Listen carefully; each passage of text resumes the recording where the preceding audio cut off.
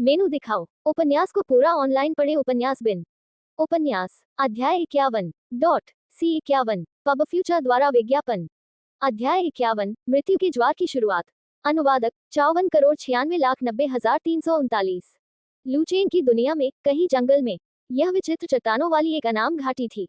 गहरे भूरे रंग की चट्टानें जो ब्लेड की तरह नुकीली थी, अंतहीन रूप से फैली हुई थी और उनमें जंगली घास के समूह दृढ़ता से उगाए थे। वह अत्यंत उजाड़ लग रहा था।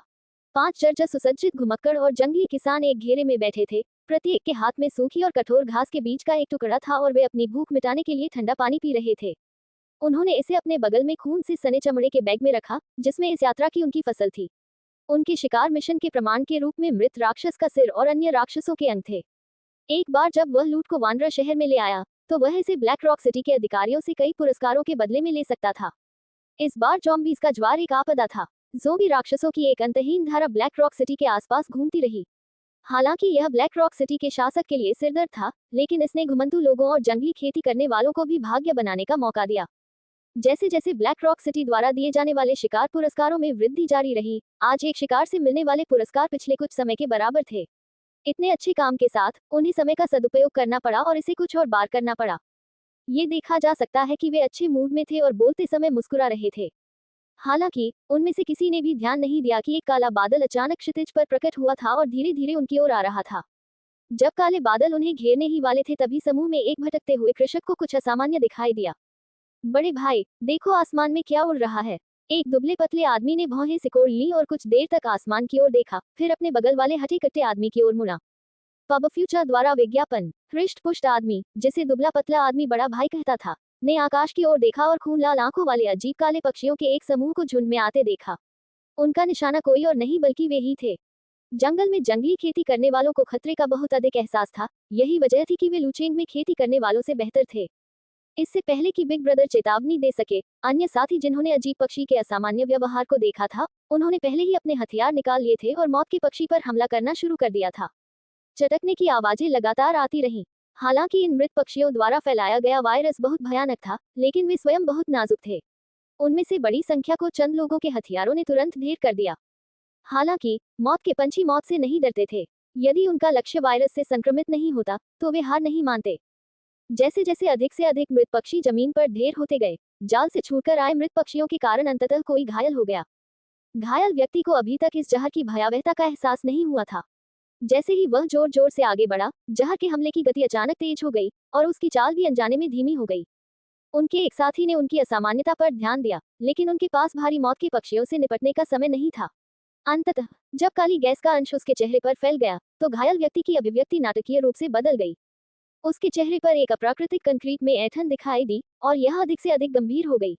अगर किसी ने उसकी आंखों पर ध्यान दिया, तो वे पहले से ही मकड़ी के जाल की तरह खून से लथपथ हो गए।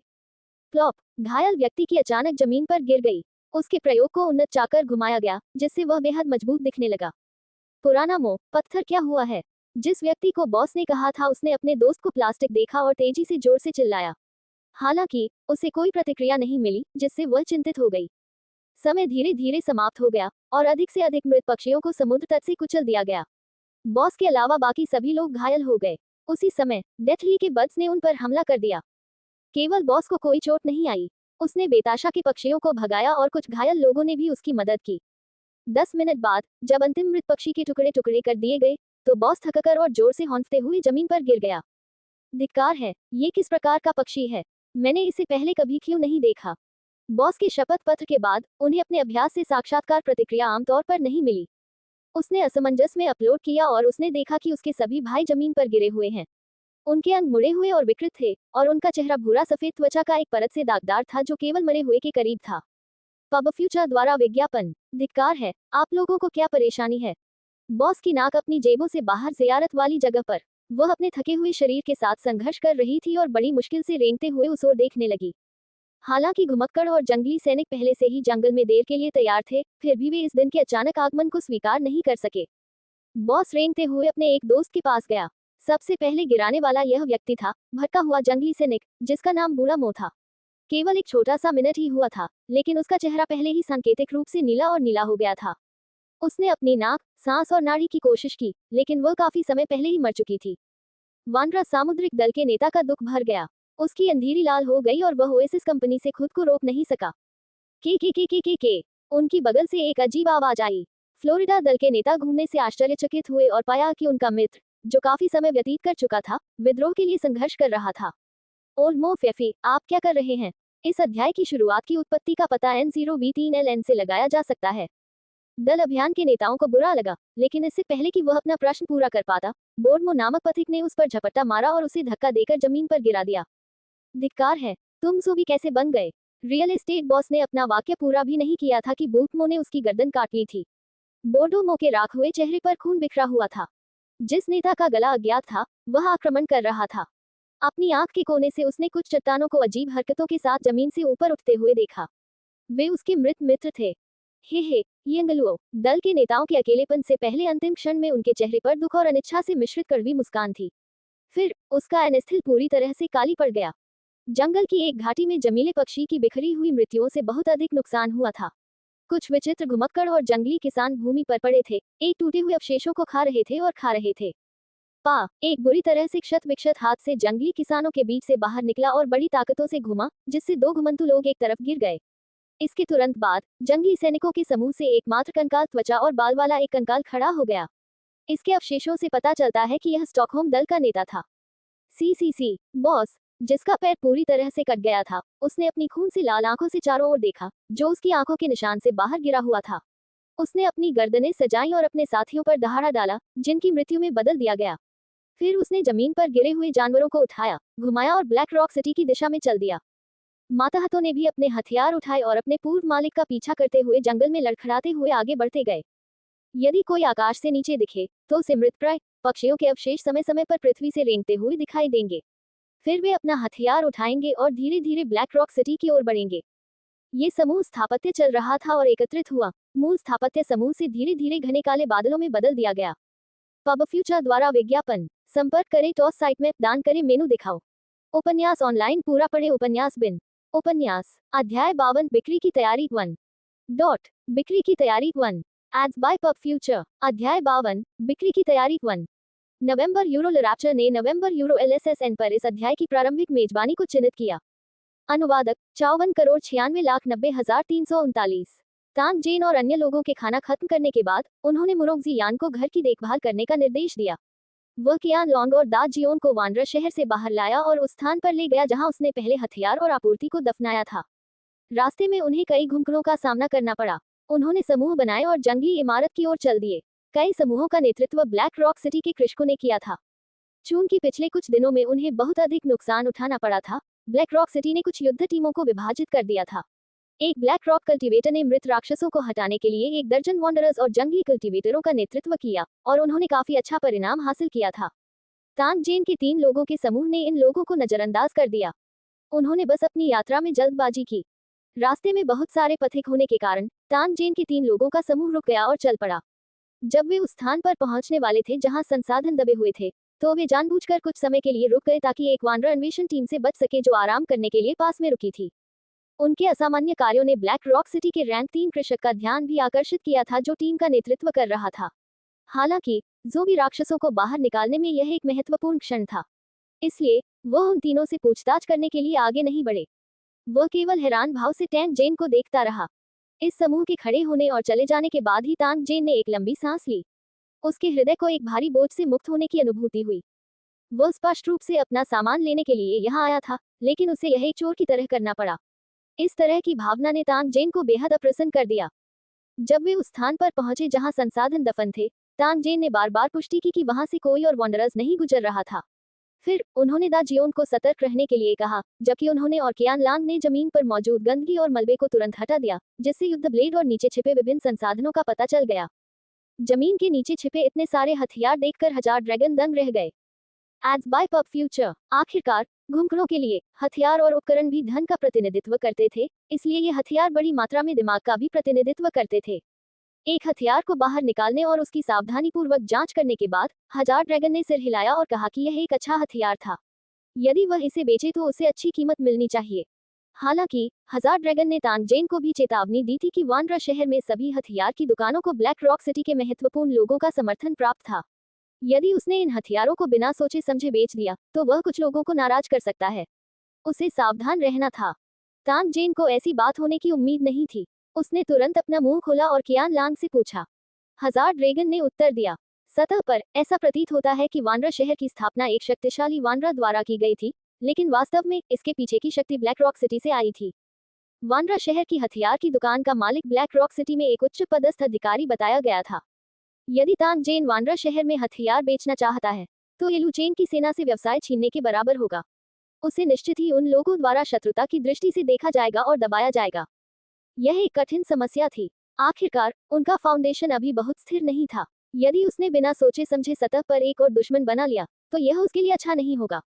हालांकि हथियारों के इस बैच को ब्रेन पर्ल के बदले बदला जा सकता है, जिसकी तांग जेन को तत्काल आवश्यकता थी। वह उन्हें बेचने से इनकार करने में बेहद अनिच्छुक था। इस तरह की कुछ हद तक असहाय भावना ने तांग जेन को तेजी से महसूस कराया कि अपने शहर और ताकत पर कब्जा करना कितना महत्वपूर्ण है। जब वह अपने शहर में व्यापार करते थे तो उन्हें किसी ताकत की चिंता नहीं होती थी। अब ऐसा नहीं था। जब वह व्यापार करता था तो दुश्मन बनाने से डरता था।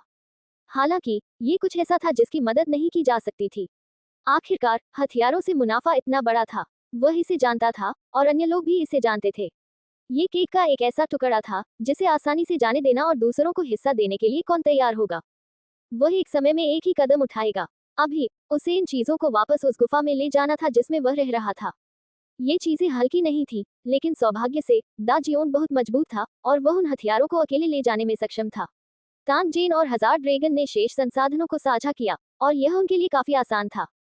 वापस जाते समय उन तीनों ने, जिनके पास बड़े बड़े बैग थे, स्वाभाविक रूप से कई पथिकों का ध्यान आकर्षित किया। तेज नजर वाले कुछ घुमक्कड़ ये भी अनुमान लगा सकते थे कि तांग जेन और अन्य जो सामान ले जा रहे थे, वह संभवतः हथियारों और जीवित आपूर्ति का ढेर था। इन लोगों की आंखों में लालच और क्रूरता भरी हुई थी। यदि यह आने जाने वाले लोगों के लिए नहीं होता और ये तथ्य कि यह वानरा शहर के करीब था, तो शायद उन्हें डाकुओं का अस्थायी मेहमान बनने में कोई आपत्ति नहीं होती। एज बाय पब फ्यूचर, हर बार जब तांग जेन ने इस तरह की निगाहें देखी, तो उसे अपनी बंदूक निकालने और दूसरे पक्ष को मारने की इच्छा हुई। धिक्कार है, तुमने मेरी चीजों का लालच करने की भी हिम्मत की। तुम सचमुच जीने से थक गए हो। अंधेरा होने से पहले वे तीनों अंततः गुफा में लौट आए। हालांकि किसी भी दुर्घटना को रोकने के लिए उन्होंने रास्ते में आराम नहीं किया, इसलिए वे इतने थक गए थे कि हाँफ रहे थे। लंबी यात्रा में हल्की यात्रा जैसी कोई चीज नहीं थी। इस बात का उल्लेख नहीं था कि जंगल में सड़क पर चलना मुश्किल था।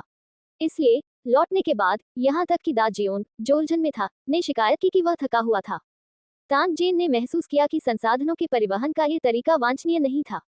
हालांकि वह अपनी क्षमता को इस तरह छिपा सकता था, लेकिन ऐसा करना वास्तव में बहुत परेशानी भरा था।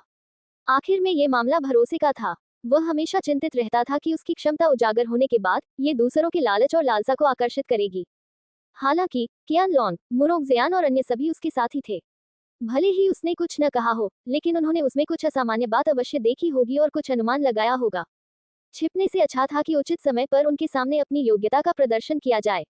इस तरह वह छिपने की प्रक्रिया से बच सकता है और साथ ही रहस्य की अपनी भावना को बढ़ा सकता है, जिससे वे उसके प्रति अधिक सम्मानजनक बन सकते हैं। शाम को सभी ने तांग जेन द्वारा लाई गई आपूर्ति को छांटना और गिनना शुरू कर दिया। जैसे ही तांग जेन ने वस्तुओं की गिनती की, उसने उन्हें इन वस्तुओं के उपयोग के बारे में समझाया। फिर सभी ने कीमत पर चर्चा की। इस बार वह जो सामान लाया था, उनमें स्टील के चाकू के अलावा लाइटर, साबुन, रिफाइंड नमक, दूरबीन और अन्य विविध सामान थे। जब वह खरीदारी करने गया तो उसके पास कोई योजना नहीं थी। वह बस सुपरमार्केट गया और जो कुछ भी उसे पसंद आया उसे खरीद लिया। मुरोंग जियान एक साधारण पथिक था। वह इतनी सारी नई चीजें कैसे देख सकती थी? सभी ने तांग जेन के स्पष्टीकरण को सुना क्योंकि वे उत्सुकता से इसमें उलझे हुए थे। उनकी आंखें आश्चर्य से भर गईं। जब तांग जेन ने ये देखा तो उदारतापूर्वक अपना हाथ लहराया और उनसे कहा कि जो भी उन्हें पसंद हो उसे ले लें। वैसे भी ये चीजें ज्यादा पैसे की नहीं थीं। तांग जेन निश्चित रूप से अपने अधीनस्थों के साथ बुरा व्यवहार नहीं करेगा। ये सुनकर सभी के चेहरों पर स्वाभाविक चमक आ गई। उन्होंने एक दूसरे की ओर देखा और तुरंत उत्साह बढ़ाने लगे। वानरा शहर के बाजार में व्यापार करना आसान नहीं था और पहले एक स्टॉल खरीदना पड़ता था। एक अच्छे स्टॉल की कीमत अधिक थी और एक दूरस्थ स्टॉल की कीमत सस्ती थी। यदि किसी के पास पर्याप्त पैसा हो तो वे कुछ मकानों को दुकान के रूप में किराए पर भी ले सकते हैं। तांग जेन ने मूल रूप से एक दुकान किराए पर लेने की योजना बनाई थी, लेकिन कियान लांग ने जो कीमत बताई, उसे सुनने के बाद उसने तुरंत उस विचार को दूर कर दिया। इस दुकान का किराया बहुत अधिक था और उसके पास वर्तमान में दिमाग की कमी थी, इसलिए वह स्वाभाविक रूप से इस पर पैसा बर्बाद नहीं करेगा। इस प्रकार उन्होंने अपने द्वारा लाए गए संसाधनों को बेचने के लिए एक सामान्य स्टॉल किराए पर लेने का फैसला किया और कियान लॉन बिक्री के प्रभारी होंगे। उसे बिक्री के विवरण के बारे में चिंता करने की जरूरत नहीं थी। उसे बस समय पर सामान पहुंचाना था। Ads bye pub future. संपर्क करें टॉस साइट में, दान करें, मेनू दिखाओ। उपन्यास ऑनलाइन पूरा पढ़े। उपन्यास बिन। उपन्यास अध्याय 53 C53 पब फ्यूचर द्वारा विज्ञापन प्रश्नवाचक चिन्ह। अध्याय 53 अध्याय 51 फलता फूलता व्यवसाय। अनुवादक 54,96,90,339। अगली सुबह जल्दी उठने के बाद कियान लोंग तांग जेन को वांड्रा शहर में स्टॉल किराए के क्षेत्र में ले आया और एक साधारण स्टॉल किराए पर लिया। उद्धरण चिन्ह। पिछले कुछ दिनों में वांड्रा शहर की दुकानें बहुत लोकप्रिय रही हैं। बड़ी संख्या में बाहर से आने वाले घुमक्कड़ों के कारण व्यापार स्वाभाविक रूप से फलने फूलने लगा था। बाकी कुछ दुकानें लगभग सभी किराए पर दे दी गई थी। उद्धरण चिन्ह। स्टॉल किराए पर लेने के बाद वे दोनों सामान ले जाने के लिए गुफा में लौट आए। उद्धरण चिन्ह। जब उन दोनों ने सामान को स्थानांतरित कर दिया और उन्हें विभिन्न श्रेणियों में व्यवस्थित कर दिया, तो उन्होंने बिक्री के लिए कॉल करना शुरू कर दिया। उद्धरण चिन्ह। कुछ घुमक्कड़ जो वहां से गुजरे, उन्होंने उनके स्टॉल पर सामानों की चमकदार श्रृंखला देखी और तुरंत उनकी ओर आकर्षित हो गए। फिर उन्होंने सामान के उपयोग और कीमत के बारे में पूछा। उद्धरण चिन्ह। ये कहना होगा कि तांग जेन जो चीजें लेकर आया था वे अभी भी इस दुनिया में बहुत लोकप्रिय थी। जंगली इमारतों के कारण मूल दुनिया में कई वस्तुएं अक्सर वॉन्डरर्स द्वारा खोजी जाती थी। इसलिए घुमक्कड़ इनमें से कुछ वस्तुओं को पहचान सकते थे। उद्धरण चिन्ह। उदाहरण के लिए लाइटर और साबुन, वॉन्डरर्स उन्हें एक नजर में पहचान सकते थे। जहां तक नमक की बात है, जो दैनिक आवश्यकता थी, ये प्रत्येक घुमक्कड़ के लिए आवश्यक वस्तुओं में से एक था। उद्धरण चिन्ह। वॉन्डरर्स द्वारा कीमत के बारे में पूछने के बाद उन्हें लगा कि यह बहुत महंगा नहीं है और इसे सस्ता भी माना जा सकता है। उद्धरण चिन्ह। जल्द ही कुछ घुमक्कड़ों ने अपनी पसंदीदा वस्तुएं खरीदने के लिए अपना दिमाग लगाना शुरू कर दिया, जिनमें से अधिकांश लाइटर और छोटे उपकरण थे। उद्धरण चिन्ह। वांड्रा शहर इस समय लोगों से खचाखच भरा हुआ था। तांग जेन जो चीजें लाया था वे सभी अंधेरा होने से पहले बेच दी गईं। यहाँ तक कि स्टील के जो चाकू उन्होंने ट्रायल बिक्री के लिए स्टॉल पर रखे थे, उन्हें भी कुछ उदार वॉन्डरर्स ने खरीद लिया। टैंग जेन भी बेहद खुश हुए जब उन्होंने देखा कि व्यवसाय इतना फल फूल रहा था।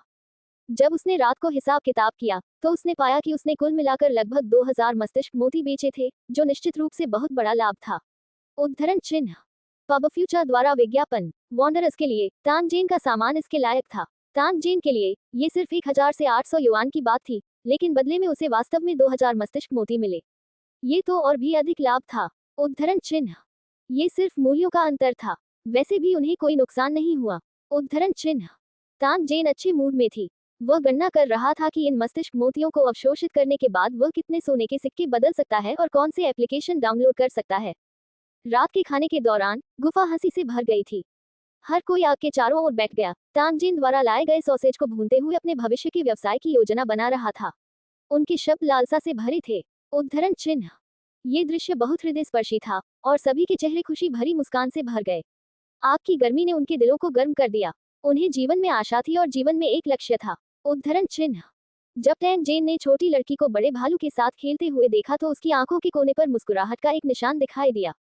जब वह आज दोपहर अपना सामान बेच रहा था, तो उसने दाढ़ी वाले आदमी और उसके लोगों को वांड्रा शहर की सड़कों से गुजरते हुए देखा। उद्धरण चिन्ह। तांग जेन ने देखा कि जब पूरी तरह से दाढ़ी वाले आदमी और बाकी लोगों ने अपने स्टॉल की ओर देखा, तो उनकी आंखें लालच से भरी हुई लग रही थी। उद्धरण चिन्ह। दूसरे पक्ष के व्यवहार ने उसकी रीढ़ में ठंडक पहुंचा दी। इस कमीने की नजर उन पर लग रही थी। यदि ये तथ्य न होता कि वांड्रा शहर में लड़ना वर्जित था, तो वह और उसके साथी पहले ही उन्हें लूटने के लिए दौड़ पड़े होते। उद्धरण चिन्ह। तांग जेन को उम्मीद थी कि लोगों का ये समूह उन्हें लूट लेगा। इस तरह वांड्रा शहर के रक्षक दाढ़ी वाले आदमी और उसके लोगों को मारने में सक्षम होंगे। नवंबर यूरो लिटरेचर ने नवंबर यूरो LSSN पर इस अध्याय की प्रारंभिक मेजबानी को चिन्हित किया। हालांकि दाढ़ी वाले आदमी और अन्य लोगों की लालची आंखों ने भी उसे जल्द से जल्द छिपे हुए खतरे से छुटकारा पाने के लिए दृढ़ संकल्पित किया। उद्धरण चिन्ह। इस तरह के आदमी को जीवित नहीं छोड़ा जाना चाहिए, अन्यथा वह किसी भी समय उसके शरीर को काट सकता है। उद्धरण चिन्ह। तांग जेन अपने दिल में गणना कर रहा था, उसे इस आदमी को कैसे मारना चाहिए। तांग जेन ने अपने दिल में गणना की। अब उसके हाथ में राइफल थी तो वह दूर से ही दुश्मन को खत्म कर सकता था। ऐसा लग रहा था कि इस आदमी को मारने के लिए ये सबसे अच्छा हथियार है। उद्धरण चिन्ह। हालांकि टैंग जेन दाढ़ी वाले आदमी को मारने की कोशिश करने के लिए क्वांटम अदृश्य प्रकाश किरण और इंफ्रासोनिक तरंगों का भी उपयोग कर सकता था, लेकिन उसे यकीन नहीं था कि दाढ़ी वाला आदमी उसकी अदृश्यता के माध्यम से देख सकता है या नहीं। आखिरकार इन वॉन्डरर्स के पास समृद्ध युद्ध अनुभव था और उनके पास उस पर ताला लगाने का एक तरीका हो सकता है। उद्धरण चिन्ह। तान जेन ये सोचने की हद तक अहंकारी नहीं था कि उसकी करीबी युद्ध क्षमता पूरी दाढ़ी वाले व्यक्ति से आगे निकल गई है। दूसरा पक्ष सैकड़ों लड़ाइयों से गुजर चुका था। उन दोनों का युद्ध अनुभव आनुपातिक नहीं था। अगर वह वास्तव में अदृश्यता को तोड़ सकता है तो करीबी मुकाबले का खतरे का स्तर बहुत बढ़ जाएगा, और यह उचित नहीं था। उद्धरण चिन्ह। जहां तक इंफ्रासोनिक हथियार जैसी चीजों की बात है, इसे तान जेन के महान हत्या वाले हथियारों में से एक माना जा सकता है। वह इसे आसानी से इस्तेमाल नहीं करेगा। उद्धरण चिन्ह। पबफ्यूचर द्वारा विज्ञापन निर्देशों के अनुसार ये चीज 50 किलोमीटर तक की दूरी को प्रभावित कर सकती है, जिससे लोग कोमा में जा सकते हैं, पागल हो सकते हैं और उनके अंग फट सकते हैं। मृत्यु दर बेहद ऊंची थी। उद्धरण चिन्ह। अगर यह इस तथ्य के लिए नहीं था कि इस प्रकार के इंफ्रासोनिक हथियार में एक दिशात्मक कार्य होता, तो तान जेन ने इसे इतनी आसानी से इस्तेमाल नहीं किया होता। अगर उसने इसे सीधे लाश राजा के क्लोन पर निशाना बनाया होता और इंफ्रासोनिक तरंग प्रवेश नहीं करती। मैदान। उद्धरण चिन्ह। कौन जानता था कि अगर उसने इस चीज का उपयोग किया तो प्रक्षेपण की दिशा में कितने पथिक होंगे। निर्दोषों को चोट पहुंचाने से बचने के लिए वह इस पद्धति का उपयोग न करने का प्रयास करेगा। उद्धरण चिन्ह। बहुत सोचने के बाद उन्होंने फैसला किया कि एक राइफल सबसे उपयुक्त थी। उद्धरण चिन्ह। हालांकि उन्होंने कोई पेशेवर प्रशिक्षण प्राप्त नहीं किया था, इसलिए उनकी शूटिंग कौशल केवल औसत थी। यदि ये कम दूरी का क्लोज रेंज शॉट होता तो भी यह स्वीकार्य था, लेकिन एक बार दूरी 20 मीटर से अधिक हो जाने पर सटीकता बहुत कम हो जाती थी। उद्धरण चिन्ह। हालांकि अगर वह दाढ़ी वाले आदमी के करीब जाता और गोली मारता तो उसकी स्थिति बेहद खतरनाक हो जाती। यह एक ऐसी समस्या थी जिसने तान जेन को बहुत विवादित बना दिया था। उद्धरण चिन्ह। अगर वह अपनी शूटिंग कौशल में सुधार कर सके तो उसे उसी वाले आदमी को मारने में अधिक हथियार मिलेंगे। उद्धरण चिन्ह। इसके बारे में चुपी तान जेन की अंतिम चमक उजागर। उसे अचानक याद आया कि मशीन स्टोर में एक ऐसी दुकान मौजूद है जिसकी इस समस्या का समाधान किया जा सकता है। उसने जल्दी से एप्लीकेशन स्टोर खोला। वह कैटेगरी को देखने के बाद उन्हें एक एक बर्तन मिला जो उनकी मदद कर सकता था। उद्धरण चिन्ह। इस सुपरमार्केट का नाम सुपर फिल्मांकन के कारण पोस्ट किया गया। इसे 4 भागों में बांटा गया था: प्रारंभिक, मध्यवर्ती, उन्नत और मास्टर। उद्धरण चिन्ह। बुनियादी शॉट असिस्टेंट का डिस्काउंटेड मूल्य 10,000 सोने का सिक्का था। प्रभाव ये था कि 200 मीटर के भीतर प्रक्षेप पथ को सही करने में 3 सेकंड का समय लगा। सामान्य रेनडोल में हिट दर 100% थी। उद्धरण चिन्ह। मध्यवर्ती स्तर के प्रभाव को देखा गया। 1000 मीटर के भीतर प्रक्षेपवक्र सुधार 100% समेकित, कभी गायब नहीं हुआ, और मौलिक का कवच भेदी प्रभाव भी था। उद्धरण चिन्ह। जहां तक मास्टर स्टार के इम्पैक्ट की बात है, ये पहले हाई राइफल स्निपिंग की सीमा को पार कर चुका था।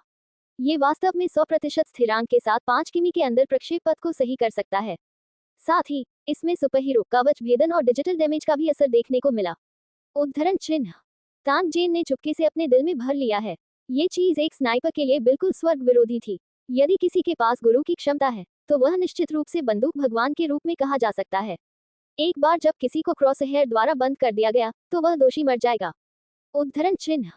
अच्छी नींद का मतलब अच्छे विक्रेता हैं, और इस मास्टर क्लास अलमारी की कीमत 5 लाख सोने के सिक्के हैं। उद्धरण चिन्ह।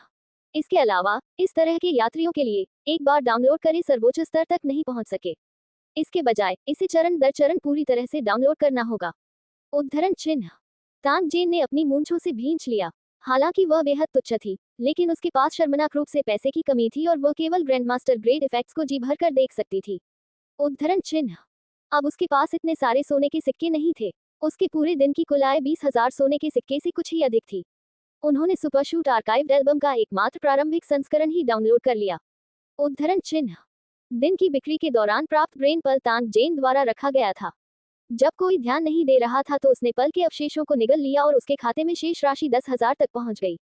पर्याप्त सोने के साथ तान जेन ने अर्ली सुपर आर्कर मशीन को डाउनलोड करने में कोई दिक्कत नहीं की। कुछ ही सेकंड में डाउनलोड और मेमोरी पूरी हो गई। उद्धरण चिन्ह। पबफ्यूचर द्वारा विज्ञापन। संपर्क करें टॉस साइट में दान करें मेनू दिखाओ। उपन्यास ऑनलाइन पूरा पढ़े उपन्यास बिन। उपन्यास अध्याय 54 C54 पबफ्यूचर द्वारा विज्ञापन प्रश्नवाचक चिन्ह अध्याय 54 बदला लेने की शुरुआत 1 अनुवादक 54,96,90,339 टैन जेन ने अपने फोन पर रक्त लाल आइकन को देखा। यह एक खोपड़ी थी जिसके माथे पर एक गोली का छेद था और उस पर एक क्रॉसहेयर था। ये भयंकर और रहस्यमय लग रहा था। सजीव 3D छवि की प्रशंसा करने के बाद तान जेन ने उस एप्लीकेशन को खोला जो उसकी चेतना के माध्यम से उसके सामने आया। उद्धरण चिन्ह। इसी क्षण उसकी आंखों के सामने पाठ की एक पंक्ति उभर आई। उद्धरण चिन्ह। एप्लीकेशन संसाधनों का उचित उपयोग करने और सर्वोत्तम प्रभाव लाने के लिए सुपर शूटिंग सहायक को सर्वांगीण डिजिटल कॉम्बैट इंटरफेस के साथ संयोजित करने की अनुशंसा की जाती है। क्या आप सहमत हैं? क्लोजिंग स्क्वायर ब्रैकेट उद्धरण चिन्ह। तानसेन ने एक पल के लिए सोचा और सहमत होना चुना। फिर सुपर शूटिंग असिस्टेंट का एप्लीकेशन आइकन गायब हो गया और मूल और राउंड डेटा कॉम्बैट इंटरफेस को रक्त लाल रंग से बदल दिया गया। उद्धरण चिन्ह। सर्वांगीण डिजिटल युद्ध इंटरफेस के सक्रियण के बाद तानसेन ने तुरंत देखा कि उसकी आंखों के सामने एक क्रॉस आकार का क्रॉसहेयर दिखाई दिया था। उनकी डिजिटल व्यापक युद्ध इंटरफेस के अन्य कार्यों को भी उसी समय प्रदर्शित किया गया था। उद्धरण चिन्ह। तानसेन की आंखों के सामने गोला बारूद की मात्रा, मिनी मैप, शारीरिक शक्ति, दूरी माप, इंफ्रारेड इत्यादि सहित डेटा की एक श्रृंखला दिखाई दी। उनकी दृष्टि का क्षेत्र वास्तव में 180 डिग्री तक पहुंच गया। उद्धरण चिन्ह। सौभाग्य से इन चीजों ने कोनों पर कब्जा कर लिया और तानसेन की सामान्य दृष्टि को प्रभावित नहीं किया, जिसका वह पहले से ही आदी था। उद्धरण चिन्ह। जब वह आगे देखता था, दूरी 200 मीटर से अधिक हो जाने पर क्रॉसहेयर गायब हो जाता था। एक बार जब ये 200 मीटर से नीचे हो जाता, तो क्रॉसहेयर फिर से दिखाई देने लगता। इस अध्याय की आरंभिक रिलीज एंड जीरो वेल बीजेचेन साइट पर हुई। जब उन्होंने लक्ष्य पर ध्यान केंद्रित किया, तो हरे क्रॉसहेयर को लाल होने में केवल 3 सेकंड लगे। जब तक उसने बंदूक के क्रॉसहेयर को लाल क्रॉसहेयर के साथ संरेखित किया, वह 200 मीटर के भीतर किसी भी लक्ष्य को आसानी से मार सकता था। उद्धरण चिन्ह। तानसेन को अचानक एक समस्या का ख्याल आया। यदि लक्ष्य 2 किलोमीटर दूर था, तो उसे उच्च सटीक स्कोप का उपयोग करने या अच्छी दृष्टि रखने की आवश्यकता होगी। तभी वह लक्ष्य के महत्वपूर्ण बिंदुओं पर निशाना लगा पाएगा। उद्धरण चिन्ह। यदि लक्ष्य 5 किलोमीटर दूर था, तो वह उसे एक बार में कैसे मार सकता था जब वह उसे स्पष्ट रूप से नहीं देख सका। उद्धरण चिन्ह। तानसेन को विश्वास नहीं था कि इस तरह की चीज अनसुलझी है, इसलिए वह फिर से एप्लीकेशन स्टोर में गया और अंततः उसे स्निपिंग आई नामक एक सहायक फंक्शन मिला। उद्धरण चिन्ह। यह उपयोगकर्ता की दृष्टि को काफी हद तक बढ़ा सकता है, जिससे उपयोगकर्ता 5 किलोमीटर दूर तक के लक्ष्य को देख सकता है। ये भी एक अत्यंत शक्तिशाली सहायक क्षमता थी। उद्धरण चिन्ह। पबफ्यूचर द्वारा विज्ञापन। डाउनलोड की लागत 5000 सोने के सिक्के थी, जो सुपर टेलीस्कोप का एक सरलीकृत संस्करण था। उद्धरण चिन्ह। एक सुपर शूटिंग सहायक मिलने के बाद तानसेन ने गुप्त रूप से योजना बनाना शुरू कर दिया कि कैसे कार्रवाई की जाए। इसके अलावा वह इस बार इसे अकेले करने के लिए तैयार था। उद्धरण चिन्ह। उन्होंने 1000 ड्रैगन के साथ एक निजी चर्चा की, लेकिन बाद वाले को उनका अकेले ऐसा करना मंजूर नहीं था। उद्धरण चिन्ह। हालांकि तानसेन ने अपनी छाती थपथपाई और गारंटी दी कि कोई समस्या नहीं होगी। वह काफी आत्मविश्वासी नजर आए। उद्धरण चिन्ह। चाहे वह इस बार दाढ़ी वाले आदमी को मार सके या नहीं, उसके पास बेदाग बचने का एक रास्ता था। यदि वह वास्तव में ऐसा नहीं कर सकता, तो वह वापस अपनी मूल दुनिया में टेलीपोर्ट कर सकता है। यदि वह अपने साथ किसी अन्य व्यक्ति को लाता तो दुर्घटना होने पर उसे खतरा हो सकता था। उद्धरण चिन्ह। अंत में तानसेन फिर भी कियान लॉन्ग को समझाने में कामयाब रही। वह कल से उस पूरी दाढ़ी वाले आदमी की नोक पर नजर रखना शुरू करने और स्थिति के अनुसार कार्य करने के लिए तैयार था। उद्धरण चिन्ह। एक सुबह तानसेन अपनी नींद से जाग गया। कियान लॉन्ग और मुरोंग जियान बाकी सामान बेचने के लिए बाजार में लाए। तानसेन ने भी सामान पैक किया और उसे कपड़ों का एक फटा हुआ टुकड़ा मिला। उसने भेष बदलने के लिए इसे अपने लबादे के ऊपर पहन लिया और फिर वांड्रा शहर के एक छिपे हुए कोने में छिप गया। वह सड़कों पर आते जाते लोगों को घूरता रहा। कियान लॉन्ग के मुताबिक दाढ़ी वाला आदमी और उसके आदमी हर दिन यहाँ से गुजरते थे, इसलिए उसने यहीं अपने शिकार का इंतजार करना चुना। उद्धरण चिन्ह। सुबह करीब 9 बजे तानसेन जो ऊब महसूस कर रही थी, अचानक झटका लगा। जब वह सड़क के एक कोने को ध्यान से देख रहा था तो उसकी आंखों में ठंडी चमक का एक निशान प्रकट हुआ। उद्धरण चिन्ह। आखिरकार दाढ़ी वाला आदमी प्रकट हुआ और उसके बगल में 7 या 8 लोग थे।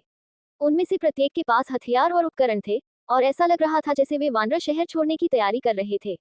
उद्धरण चिन्ह। तानसेन चुपचाप खड़ा हो गया और दाढ़ी वाले आदमी और अन्य लोगों के पीछे चुपचाप चलने के लिए सड़क पर वांडरर्स और इमारतों का इस्तेमाल किया। वांड्रा शहर छोड़ने के बाद वह चुपचाप उनके पीछे चला गया। उद्धरण चिन्ह।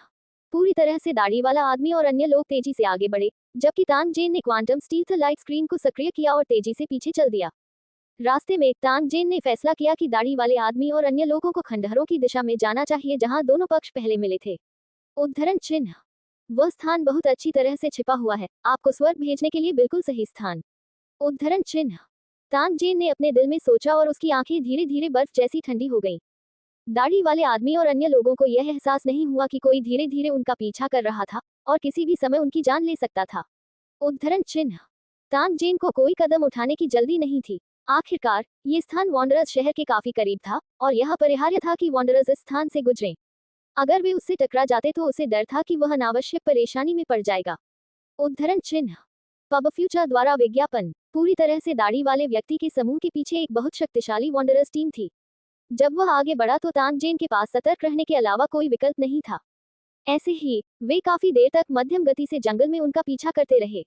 पूरी तरह से दाढ़ी वाला आदमी और बाकी लोग अंततः सुपर खंडहर में प्रवेश कर गए।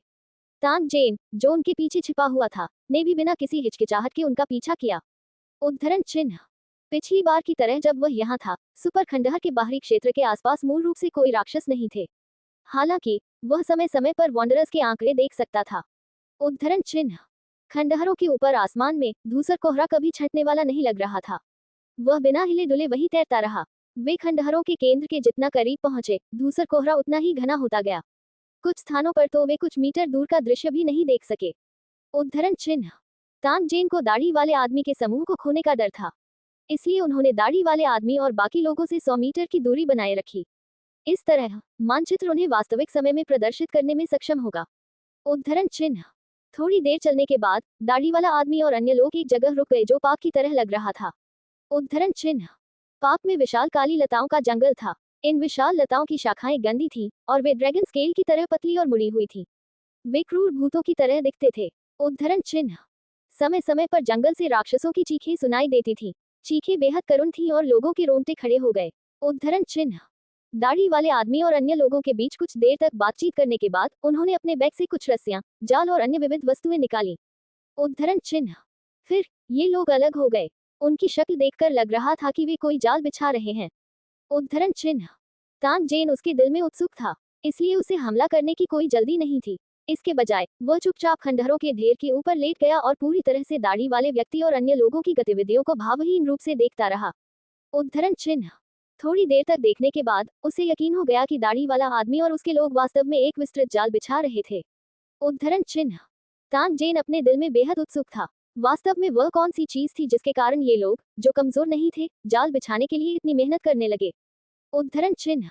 दाढ़ी वाला आदमी आज मौत से नहीं बच पाएगा, लेकिन उससे पहले वह अभी भी देखना चाहता था कि वे क्या कर रहे थे। उद्धरण चिन्ह। इसलिए तानजेन ने अपने दिल को शांत किया और अपने दिल में उबलते हत्या के इरादे को दबा दिया। उसने अपना ध्यान केंद्रित किया और ध्यान से देखा। उद्धरण चिन्ह।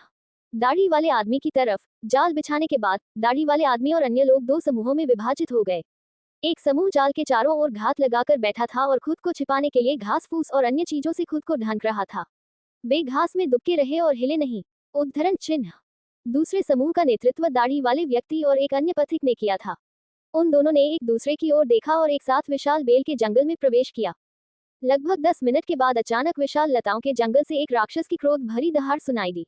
उद्धरण चिन्ह। उसी समय विशाल बेल के जंगल से तेज कदमों की आवाज आई। इसके तुरंत बाद तानजेन ने दाढ़ी वाले आदमी और एक अन्य पथिक को घबराए हुए चेहरे के साथ जंगल से बाहर भागते देखा। दाढ़ी वाले आदमी ने अपने हाथ में शुतुरमुर्ग के अंडे जैसा कुछ पकड़ा हुआ था। उद्धरण चिन्ह। आओ! उसके कानों में एक अजीब सी चीख गूंजने लगी और उसी समय एक विशाल 4 पैरों वाला राक्षस जो शुतुरमुर्ग जैसा दिखता था, जंगल से बाहर निकला। उद्धरण चिन्ह।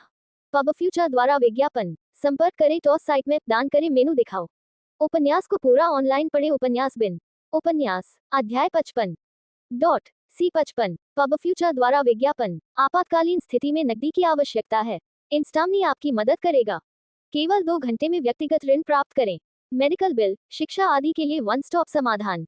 इंस्टामनी इंडिया। प्रश्नवाचक चिन्ह। अध्याय 55। 4 पैरों वाली हड्डी वाला सांप पक्षी और स्निप। अनुवादक 54,96,90,339। शुतुरमुर्ग जैसे इस राक्षस की शक्ल बेहद अजीब थी। इसके 4 मोटे लंबे पैर गहरे भूरे रंग के तराजू से ढके हुए थे। इसका शरीर एक विशाल हाथी जैसा था और इसकी पीठ और गर्दन विशाल रक्त लाल हड्डी की स्पाइक से ढकी हुई थी जो अजीब मूंगा लताओं की तरह दिखती थी। उद्धरण चिन्ह। 4 मीटर लंबा शुतुरमुर्ग राक्षस क्रोधित था। उसने सामने दाढ़ी वाले आदमी को घूर कर देखा। उसकी ठंडी आंखों में नफरत भरी हुई थी। उद्धरण चिन्ह। राक्षस की एक पूंछ भी थी जो अजगर की तरह दिखती थी और वह आगे पीछे घूम रही थी, आसानी से एक चक्की के पत्थर के आकार की चट्टान को कुचल रही थी। उद्धरण चिन्ह। तानजेन की नजर शुतुरमुर्ग राक्षस पर टिकी थी और राक्षस की जानकारी तुरंत उसके सामने आ गई। उद्धरण चिन्ह। 4 पैरों वाला हड्डी वाला सांप पक्षी, लेवल 4 राक्षस, क्षेत्र की एक मजबूत समझ रखता है और दौड़ने और शिकार का पीछा करने में अच्छा है। इसकी पूंछ का चाबुक बहुत घातक होता है और इसकी कमजोरी इसकी पीठ की दरारों में होती है। यह एक ही बार में जान ले सकता है। Closing square bracket. उद्धरण चिन्ह। तानसेन ने इस 4 पैरों वाले हड्डी वाले सांप पक्षी के आकार को देखा और पूरी तरह से दाढ़ी वाले आदमी और अन्य लोगों के साहस की प्रशंसा करने से खुद को नहीं रोक सका। उन्होंने वास्तव में ऐसे भयानक राक्षस को भड़काने का साहस किया। हालांकि दाढ़ी वाले आदमी और अन्य लोगों ने जो जाल तैयार किया था, उसे देखकर 4 पैरों वाले हड्डी वाले सांप पक्षी को वश में करना वास्तव में संभव हो सकता है। उद्धरण चिन्ह। चाहे कुछ भी हो, उसे इंतजार करना होगा और देखना होगा। उद्धरण चिन्ह। जंगल से ज्यादा दूर नहीं, 4 पैरों वाला हड्डी वाला सांप पक्षी जंगल से बाहर निकलने के बाद अपने रास्ते पर रुक गया। उद्धरण चिन्ह। ऐसा लग रहा था कि खतरे का एहसास हो गया है। भले ही दाढ़ी वाला आदमी अंडा पकड़ रहा था और अतिरंजित हरकतों से उसे उकसा रहा था, 4 पैरों वाला हड्डी वाला सांप पक्षी तुरंत आगे नहीं बढ़ा। उद्धरण चिन्ह। हालांकि दाढ़ी वाले आदमी की अगली हरकत ने 4 पैरों वाले हड्डी वाले सांप पक्षी को पूरी तरह से क्रोधित कर दिया। उद्धरण चिन्ह। दाढ़ी वाले आदमी ने अंडे को हवा में ऊपर उठाया और उसे फोड़ने ही वाला था। ये देखकर कि जिस अंडे को उसने कड़ी मेहनत से रचा था, वह टूटने वाला था, 4 पैरों वाली हड्डी वाले सांप पक्षी ने गुस्से में चीख निकाली और पागल बैल की तरह दाढ़ी वाले आदमी पर हमला कर दिया। उद्धरण चिन्ह। 4 मीटर लंबा राक्षस एक तेज रफ्तार कार की तरह दौड़ा और अपने पीछे धूल का निशान छोड़ गया। उद्धरण चिन्ह। पब फ्यूचर द्वारा विज्ञापन। 4 पैर वाले हड्डी वाले सांप पक्षी का सामना करते हुए जो उसकी ओर बढ़ रहा था, दाढ़ी वाले आदमी के मुंह से एक मजाकिया व्यंग्य निकला। उद्धरण चिन्ह। हुश हुश हुश। इस अध्याय की आरंभिक रिलीज N0 वेलबीजेजेन साइट पर हुई। जब 4 पैरों वाला हड्डी वाला सांप पक्षी दाढ़ी वाले आदमी और अन्य लोगों द्वारा लगाए गए जाल के माध्यम से भाग गया, तो एक रस्सी जो पहले से स्थापित की गई थी, उसे छिपे हुए पथिक ने तुरंत खींच लिया और उसने राक्षस के एक पैर को सटीक रूप से फंसा दिया। उद्धरण चिन्ह। 4 पैरों वाला हड्डी वाला सांप पक्षी हैरान रह गया। इसने तुरंत अपना पैर डॉज की ओर बढ़ाया, लेकिन तब तक बहुत देर हो चुकी थी। उद्धरण चिन्ह। मॉन्स्टर टेंडन से बनी 10 से अधिक मोटी रस्सियां तेजी से जमीन पर धूल से उठी और तेजी से 4 पैरों वाले हड्डी वाले सांप पक्षी के पैरों के चारों ओर लिपट गईं। 4 पैर वाले हड्डी वाले सांप पक्षी ने चिल्लाया और उसी स्थान पर कूद गया, जैसे कि वह लचीली रस्सियों से मुक्त होना चाहता हो। उसी समय बगल से घात लगाए बैठे घुमकड़ों ने आक्रमण कर दिया। तीरंदाजों ने एक ही समय में कई तीर चलाए और तेज तीरों का निशाना 4 पैरों वाले हड्डी वाले सांप पक्षी के सिर के महत्वपूर्ण हिस्सों पर था। उद्धरण चिन्ह। वहां कुछ घुमंतु लोग भी थे जिन्होंने जलती हुई मशालें फेंकी और 4 पैरों वाले हड्डी वाले सांप पक्षी के चारों ओर उड़कर उसे एक छोटे से क्षेत्र तक सीमित कर दिया। उद्धरण चिन्ह।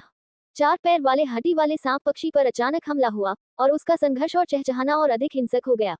हालांकि रस्सी बहुत लचीली थी और चाहे वह कितना भी संघर्ष करे, वह थोड़े समय में मुक्त नहीं हो सकी। उद्धरण चिन्ह। पूरी ताकत से हमला करो, पूरी दाढ़ी वाला आदमी चिल्लाया। इसके तुरंत बाद 2 वॉन्डरर्स ने अपने भाले उठाए और उन्हें शुतुरमुर्ग राक्षस पर फेंक दिया। उद्धरण चिन्ह। भाला तेज और तेज था और उसने एक पल में 4 पैरों वाली हड्डी वाले सांप पक्षी के झुर्रीदार शरीर को छेद दिया। उद्धरण चिन्ह। पफ पुची 2 धीमी आवाजें। उद्धरण चिन्ह। भाला 4 पैरों वाले हड्डी वाले सांप पक्षी की छाती में घुस गया और घाव से खून बहकर राक्षस के शरीर को ढंक गया। उद्धरण चिन्ह। 4 पैरों वाली हड्डी वाले सांप पक्षी ने एक दुखद रोना जारी किया। इसने पहले ही अपने जीवन के लिए संघर्ष करना शुरू कर दिया था। इस समय सबसे मजबूत रस्सियों को छोड़कर उसके शरीर के चारों ओर लिपटी सभी रस्सियां 4 पैरों वाली हड्डी वाले सांप पक्षी द्वारा फाड़ दी गई थी। हालांकि वह कितना भी संघर्ष करे, वह इस रस्सी को नहीं तोड़ सका। उद्धरण चिन्ह। दाढ़ी वाले आदमी को देखकर, जिसने धीरे धीरे अपना भाला उठाया, ऐसा लग रहा था कि उसे एहसास हो गया है कि मौत आ रही है और उसने एक दुखद रोना जारी कर दिया। उद्धरण चिन्ह। जब घुमंतु लोगों ने, जिनमें दाढ़ी वाला आदमी भी शामिल था, देखा कि 4 पैरों वाले हड्डी वाले सांप पक्षी की संघर्षशील चाल धीमी हो गई है, तो उन्होंने और भी अधिक उन्मादी हमले शुरू कर दिए। उद्धरण चिन्ह। पब फ्यूचर द्वारा विज्ञापन। तानसेन की आंखें, जो थोड़ी दूरी पर छिपी हुई थी, ध्यान केंद्रित किया। उसने बिना किसी हिचकिचाहट के ट्रिगर खींच लिया। उद्धरण चिन्ह। एक तेज आवाज सुनाई दी और दाढ़ी वाला आदमी और अन्य लोग थोड़ा स्तब्ध रह गए। इससे पहले कि वे प्रतिक्रिया कर पाते, उन्होंने देखा कि 4 पैरों वाले हड्डी वाले सांप पक्षी को बांधने वाली रस्सी किसी चीज से टकराकर 2 हिस्सों में टूट गई थी। उद्धरण चिन्ह। 4 पैरों वाला हड्डी वाला सांप पक्षी जो अचानक अपने बंधनों से मुक्त हो गया, उसने एक लंबी चीख निकाली और गुस्से से भरी आंखों से दाढ़ी वाले आदमी पर हमला कर दिया। जब वह एक पथिक के पास से गुजरा, तो उसने अपनी अजगर जैसी पूंछ को हल्के से घुमाया और आसानी से पथिक की गर्दन तोड़ दी। उद्धरण चिन्ह। पथिक का चेहरा दर्द से भर गया था। जब उसके हाथ उसकी गर्दन की ओर बढ़े तो उसकी गर्दन धड़ाम से टूट गई और उसका सिर जमीन पर लुढ़क गया। उद्धरण चिन्ह। एक पथिक से छुटकारा पाने के बाद 4 पैरों वाला हड्डी वाला सांप पक्षी अचानक उछल पड़ा और उसने अपने विशाल शरीर को एक पथिक पर पटक दिया। जब पथिक ने चकमा देने की कोशिश की तो उसका चेहरा पीला पड़ गया, लेकिन उसने देखा कि 4 पैरों वाले हड्डी वाले सांप पक्षी को काट लिया गया है। उसका खुला मुंह नुकीले दांतों से भरा हुआ था। उद्धरण चिन्ह। 4 पैर वाले हड्डी वाले सांप पक्षी ने काट लिया और वॉन्डरस का हाथ तुरंत फट गया। हर जगह खून बिखरा हुआ था और पथिक दर्द से कराह रहा था। उद्धरण चिन्ह। दुर्भाग्य से वह केवल एक चीख ही निकाल पाया था कि 4 पैरों वाले हड्डी वाले सांप पक्षी ने उसके सिर में लात मार दी। पथिक का सिर सड़े हुए तरबूज की तरह फट गया और उसका खून और मस्तिष्क का पदार्थ हर जगह बिखर गया। उद्धरण चिन्ह। सभी घुमक्कड़ हैरान रह गए और उन्होंने अपने हथियारों से 4 पैरों वाले हड्डी वाले सांप पक्षी पर उन्मत्त रूप से हमला किया। हालांकि जिन राक्षसों ने अपना संयम खो दिया था वे तेजी से आगे बढ़े और उनके अधिकांश हमले चूक गए। उद्धरण चिन्ह। पलक झपकते ही 2 और वॉन्डरस 4 पैरों वाली हड्डी वाले सांप पक्षी के मुंह में मर गए। उद्धरण चिन्ह। पूरी तरह से दाढ़ी वाले आदमी की आंखें बाहर निकलने वाली थीं। इस समय वह कैसे अनुमान नहीं लगा सका कि किसी ने उनके खिलाफ साजिश रची थी। उसने घृणा से अपने पीछे देखा और साथ ही दहाड़ा। उसने 4 पैरों वाले हड्डी वाले सांप पक्षी से मिलने के लिए एक लंबा भाला लहराया। उद्धरण चिन्ह। इस पूरी दाढ़ी वाले आदमी की ताकत बहुत मजबूत थी। तांगजेन ने अनुमान लगाया कि उसे तीसरे स्तर पर होना चाहिए। उसने 4 पैरों वाले हड्डी वाले सांप पक्षी का आमने सामने सामना किया और उसी समय उसने जल्दी से अपने हाथ में भाला निकाला और फिर पलक झपकते ही उसे वापस खींच लिया। उद्धरण चिन्ह। दाढ़ी वाले आदमी की हरकतें बहुत तेज थीं। उसने भाले को प्रेत की तरह लहराया और एक पल में 4 पैरों वाले हड्डी वाले सांप पक्षी के पेट में 1 दर्जन से अधिक खूनी छेद हो गए और इसकी मूल रूप से लचीली चाल बहुत धीमी हो गई। उद्धरण चिन्ह। बाकी घुमंतु लोगों ने ये देखा और दाढ़ी वाले आदमी को 4 पैरों वाले हड्डी वाले सांप पक्षी को मारने में मदद करने के इरादे से इकट्ठा हो गए। हालांकि इससे पहले कि वे करीब पहुंच पाते तेज आवाज फिर से सुनाई दी। उद्धरण चिन्ह। एक पथिक से कुछ कदम की दूरी पर दाढ़ी वाला आदमी कांप रहा था। उसके हाथ का धनुष बाण धीरे धीरे जमीन पर गिर गया और उसकी छाती में खून का एक छेद खुल गया। उद्धरण चिन्ह। अपनी खून से लथपथ छाती को ढांकते हुए पथिक हार मानने को तैयार नहीं दिख रहा था और हत्यारे को खोजने के लिए पीछे मुड़ना चाहता था, लेकिन वह असफल रहा। उद्धरण चिन्ह। प्लॉप। उद्धरण चिन्ह। पथिक की लाश भारी मात्रा में जमीन पर गिर गई और उसका क्रूर चेहरा अनिच्छा से भर गया। उद्धरण चिन्ह। आखिर यह कौन है? यहाँ से निकल जाओ। ये देखकर कि उसके आदमी गुप्त हमले से मारे गए हैं, दाढ़ी वाले आदमी ने दहाड़ते हुए अपने हाथ में भाला 4 पैरों वाले हड्डी वाले सांप पक्षी पर फेंक दिया। ये भाला नफरत से भरा हुआ था और सीधे 4 पैर वाले हड्डी वाले सांप पक्षी की छाती में घुस गया। भाले की नुकीली नोक 4 पैरों वाले हड्डी वाले सांप पक्षी की पीठ से निकली। उद्धरण चिन्ह। 4 पैरों वाला हड्डी वाला सांप पक्षी, जो पहले से ही चोटों से भरा हुआ था, एक घातक प्रहार से मारा गया था। उसमें अब आक्रमण करने की क्षमता नहीं रही और उसका विशाल शरीर भारी होकर जमीन पर गिर गया। उद्धरण चिन्ह। वह दाढ़ी वाला आदमी जिसने भाला फेंका था अचानक पलट गया। उसकी ठंडी आंखों ने दूर दूर तक खंडहरों को देखा और अचानक उसकी आंखों में एक जानलेवा इरादा दिखाई देने लगा। दाढ़ी वाले आदमी ने अपनी कमर से खंजर निकाला और बिजली की तरह खंडहर की ओर चला गया। उद्धरण चिन्ह। पब फ्यूचर द्वारा विज्ञापन। बिजली दक्षता प्रदान करना। बिजली दक्षता प्रदान करना। Mitsubishi electric. संपर्क करें टॉस साइट में दान करें मेनू दिखाओ। उपन्यास ऑनलाइन पूरा पढ़े उपन्यास बिन। उपन्यास अध्याय 56 dot C56 ads bye pub future प्रश्नवाचक चिन्ह अध्याय 56 अंतिम संघर्ष _1 अनुवादक 54,96,90,339। जैसे ही दाढ़ी वाला आदमी खंडहरों की ओर भाग रहा था उसे अचानक एक घातक खतरे का एहसास हुआ जो उसे घेर रहा था। दाढ़ी वाला आदमी चौंक गया और पलटकर एक ओर भाग गया। उद्धरण चिन्ह। हुश। एक गोली हवा में छेद कर गई और इसका निशाना दाढ़ी वाला आदमी था। उद्धरण चिन्ह। P5 उद्धरण चिन्ह। दाढ़ी वाले आदमी को ऐसा महसूस हुआ जैसे उसकी पसलियों में कुछ लग गया हो। उसने नीचे देखा और पाया कि उसकी कमर में एक खूनी छेद था और खून उसके कपड़ों और चेन कवच में भीग गया था। उद्धरण चिन्ह। जब बाकी वॉन्डरर्स ने देखा कि उनका नेता घायल हो गया है तो वे उसी समय चिल्लाए और बिना किसी हिचकिचाहट के आगे बढ़ गए। उद्धरण चिन्ह।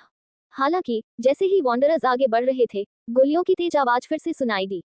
सामने चल रहे पथिक का सिर लकड़ी की मार से सड़े हुए तरबूज की भांति फट गया। सिर विहीन लाश धूल में गिरने से पहले कुछ कदम और चली। उद्धरण चिन्ह। अपने साथी की दुखद स्थिति के कारण वॉन्डरर्स को अपना आक्रमण रोकना पड़ा और उन्होंने मृत व्यक्ति को स्तब्ध भाव से देखा। उद्धरण चिन्ह। समय समय पर आने वाली मौत की आवाज ने वॉन्डरर्स के दिलों को तोड़ दिया। वे अज्ञानी नहीं थे और वे जानते थे कि आवाज निश्चित रूप से आग्नेयास्त्रों द्वारा की गई थी। उद्धरण चिन्ह। दूसरे शब्दों में उन्हें एक शार्पशूटर द्वारा निशाना बनाया जा रहा था और किसी भी क्षण मौत उन पर आ सकती थी। उद्धरण चिन्ह। कुछ घुमक्कड़ों ने आग्नेयास्त्रों को हथियार के रूप में भी इस्तेमाल किया, लेकिन अफसोस की बात है कि उनके अधिकांश आग्नेयास्त्र आदिम और कच्चे थे। उनके पास लंबी दूरी नहीं थी और उनकी सटीकता अधिक नहीं थी। अधिकांश समय वे धनुष बाण जितने भी अच्छे नहीं होते थे। उद्धरण चिन्ह। जैसे जैसे समय बीतता गया, जंगल में चकमक पत्थर का उपयोग करने वाले घुमक्कड़ों की संख्या कम होती गई। उद्धरण चिन्ह। हालांकि इस बंदूकधारी की सटीकता चौंकाने वाली थी। ब्लैक रॉक सिटी के आसपास किसी ने भी ऐसे विशेषज्ञ गनर के बारे में नहीं सुना था। क्या ऐसा हो सकता है कि वह बाहरी दुनिया से आया एक घुमक्कड़ था जो स्थिति का फायदा उठाना चाहता था? उद्धरण चिन्ह। आमतौर पर वही इस तरह का काम करता था, लेकिन उसे उम्मीद नहीं थी कि आज कोई और ऐसा करेगा।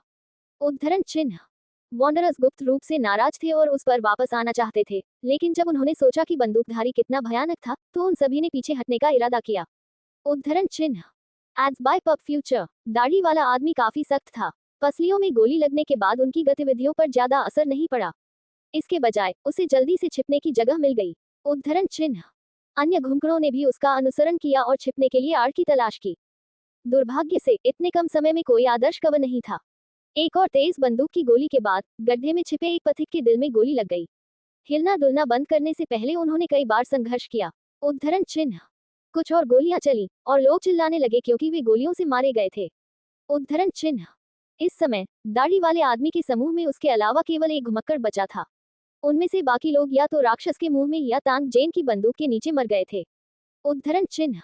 दाढ़ी वाला आदमी आड़ के पीछे छिपा हुआ था, एक हाथ से अपने घाव को ढंक रहा था और साथ ही वह दुख और आक्रोश में दहाड़ रहा था। तुम कौन हो? अगर हिम्मत है तो बाहर आओ और आमने सामने लड़ो। आप किस तरह के हीरो हैं, चुपचाप अंधेरे में छिपकर शूटिंग कर रहे हैं? तुम काया हो, कमीने हो। एक हे, अब तुम्हें पीड़ा हो रही है। जब तुमने मेरा दिमाग छीन लिया तो तुम्हारा अहंकार कहाँ चला गया? तांग जेन ने अपने दिल में शाप दिया और अपनी बंदूक का थूथन उस घुमक्कड़ की ओर घुमा दिया जो दाढ़ी वाले आदमी से ज्यादा दूर नहीं था। उनकी दृष्टि के क्षेत्र में एक हरे रंग का क्रॉस आकार का क्रॉस हेयर धीरे धीरे लाल हो रहा था। उद्धरण चिन्ह। जिस क्षण क्रॉस हेयर लाल हो गया, तांग जेन ने निर्णायक रूप से ट्रिगर खींच लिया। उद्धरण चिन्ह। तेज आवाज के साथ गोली वॉन्डरस के एक पैर में लगी। घुमक्कड़ चिल्लाया, लेकिन उसने आड़ के पीछे से अपने शरीर का कोई अन्य हिस्सा नहीं दिखाया। जाहिर तौर पर उसे दोबारा गोली मारे जाने का डर था। उद्धरण चिन्ह। तांग जेन ने अब पथिक पर कोई ध्यान नहीं दिया। हालांकि इस गोली ने सीधे तौर पर उनकी जान नहीं ली, फिर भी इससे उनका एक पैर टूट गया था। अगर समय रहते उसने अपने घाव का इलाज नहीं किया होता तो शायद उसकी मौत हो जाती। उद्धरण चिन्ह। इस छोटी सी अवधि में तांग जेन ने कई दुश्मनों को गोली मारकर हत्या कर दी थी। हालांकि उनकी भावनाओं में बहुत अधिक उतार चढ़ाव नहीं हुआ। आखिरकार ये पहली बार नहीं था जब उसने किसी दुश्मन को मारा हो। उद्धरण चिन्ह। इन घुमक्कड़ों को मारने में उसे कोई अपराध बोध नहीं हुआ। इस दुनिया में उनके अनुभवों ने उन्हें ये समझा दिया था कि यह एक ऐसी दुनिया थी जहां ताकतवर लोग कमजोरों का शिकार करते थे। दया और झिझक ही उसे अपना जीवन तेजी से खोने पर मजबूर कर देगी। अगर यह राइफल दाढ़ी वाले आदमी के हाथ में होती, तो उसका मानना था कि पिछली बार जब उन्होंने युद्ध की लूट को जब्त कर लिया था, तो दाढ़ी वाला आदमी उन्हें मारने में संकोच नहीं करेगा। इस अध्याय की आरंभिक रिलीज एंड जीरो वेल बीजेजेएन साइट पर हुई। ये देखकर कि उसका आखिरी आदमी लड़ने की क्षमता खो चुका है, पूरी दाढ़ी वाले आदमी के डर और दुख को शब्दों में वर्णित नहीं किया जा सकता है। हालांकि उसने पिछले कुछ वर्षों में अनगिनत लोगों को मार डाला था और अक्सर उसका शिकार किया जाता था, लेकिन ये पहली बार था जब उसने ऐसी असहायता का अनुभव किया था। उद्धरण चिन्ह। वह नहीं जानता था कि कौन उस पर घात लगाकर हमला कर रहा था। आखिरकार उसने पिछले कुछ वर्षों में अनगिनत दुश्मन बनाए थे और वॉन्डरस को मारना उसके लिए आम बात थी। वह तान जेन और अन्य लोगों के दिमाग को छीनने जैसी बातों को दिल से नहीं लेगा। उद्धरण चिन्ह।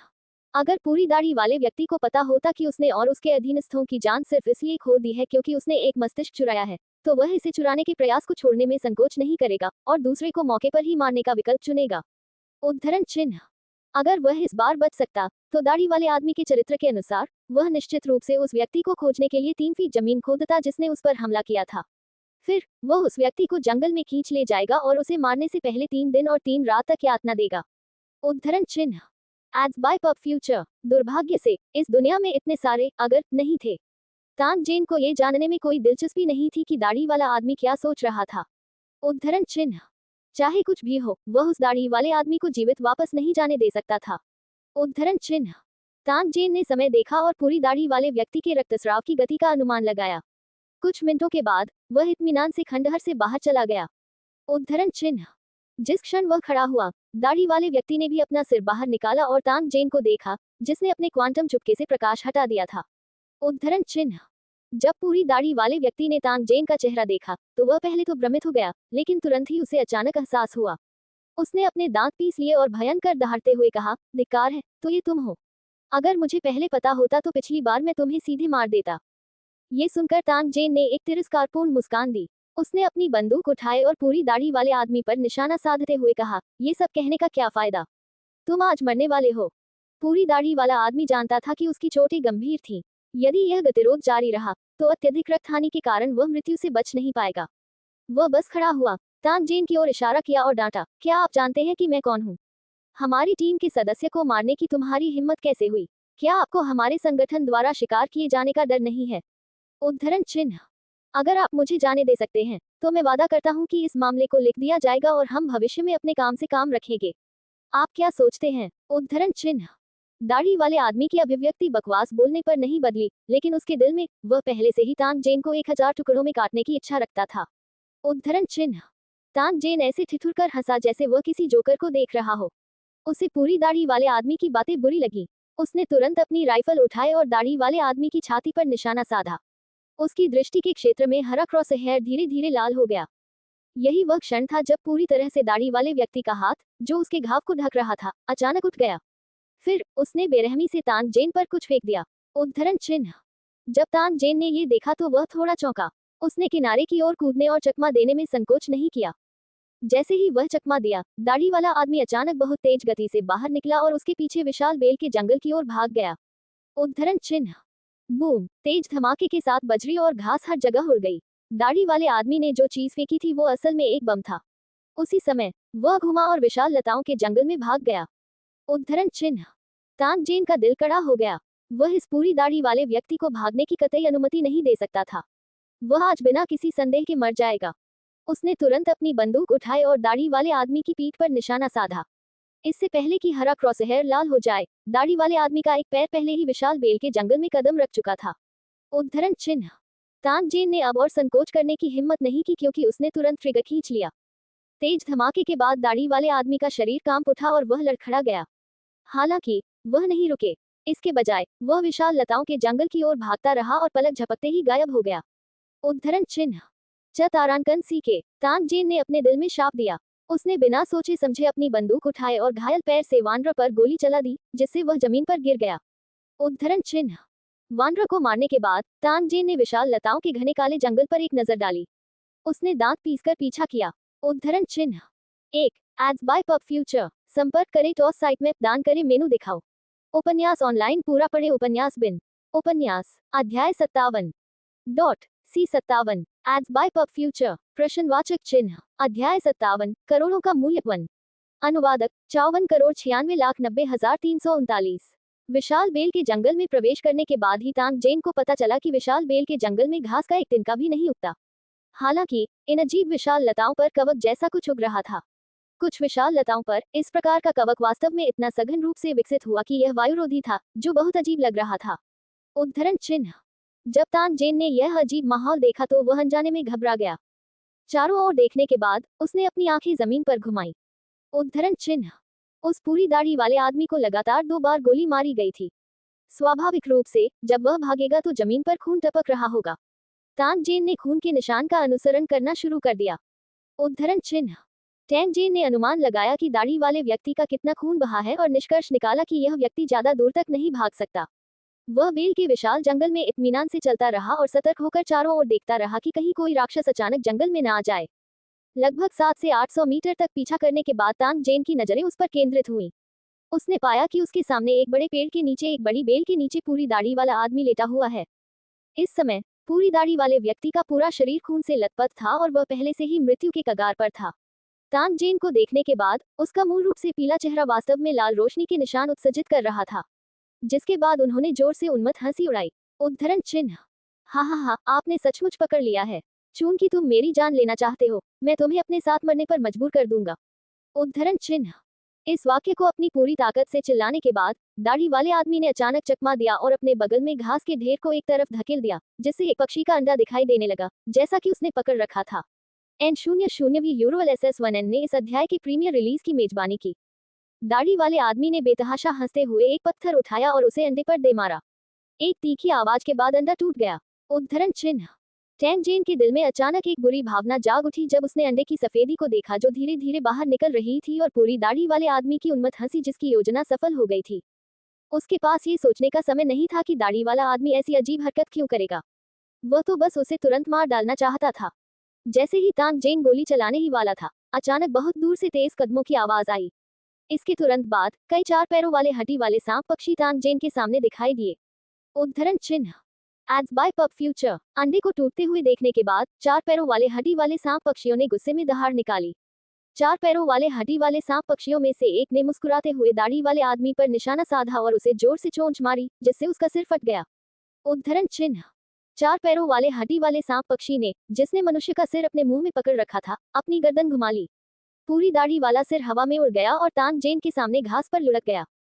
पूरी दाढ़ी वाले आदमी का सिर खून से लथपथ था। हालांकि उसकी आंखें अभी भी तांग जेन को घूर रही थीं।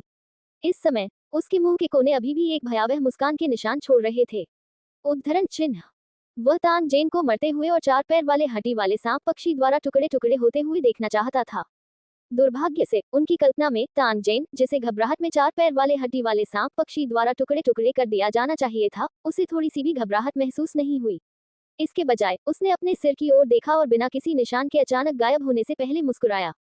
उद्धरण चिन्ह दाढ़ी वाले आदमी की आंखें खुली हुई थीं। होश खोने से पहले आखिरी क्षण में उसे अचानक पछतावा महसूस हुआ और फिर वह अंतहीन अंधेरे में गिर गया। उद्धरण चिन्ह तांग जेन की आकृति अचानक उसके घर में हाथ में राइफल लिए प्रकट हुई।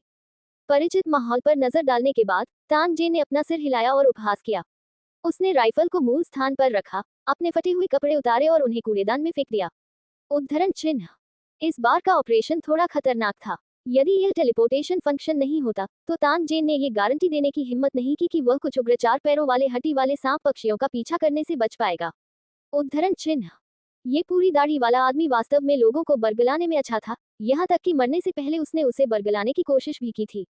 उद्धरण चिन्ह तांग जेन ने आह भरी।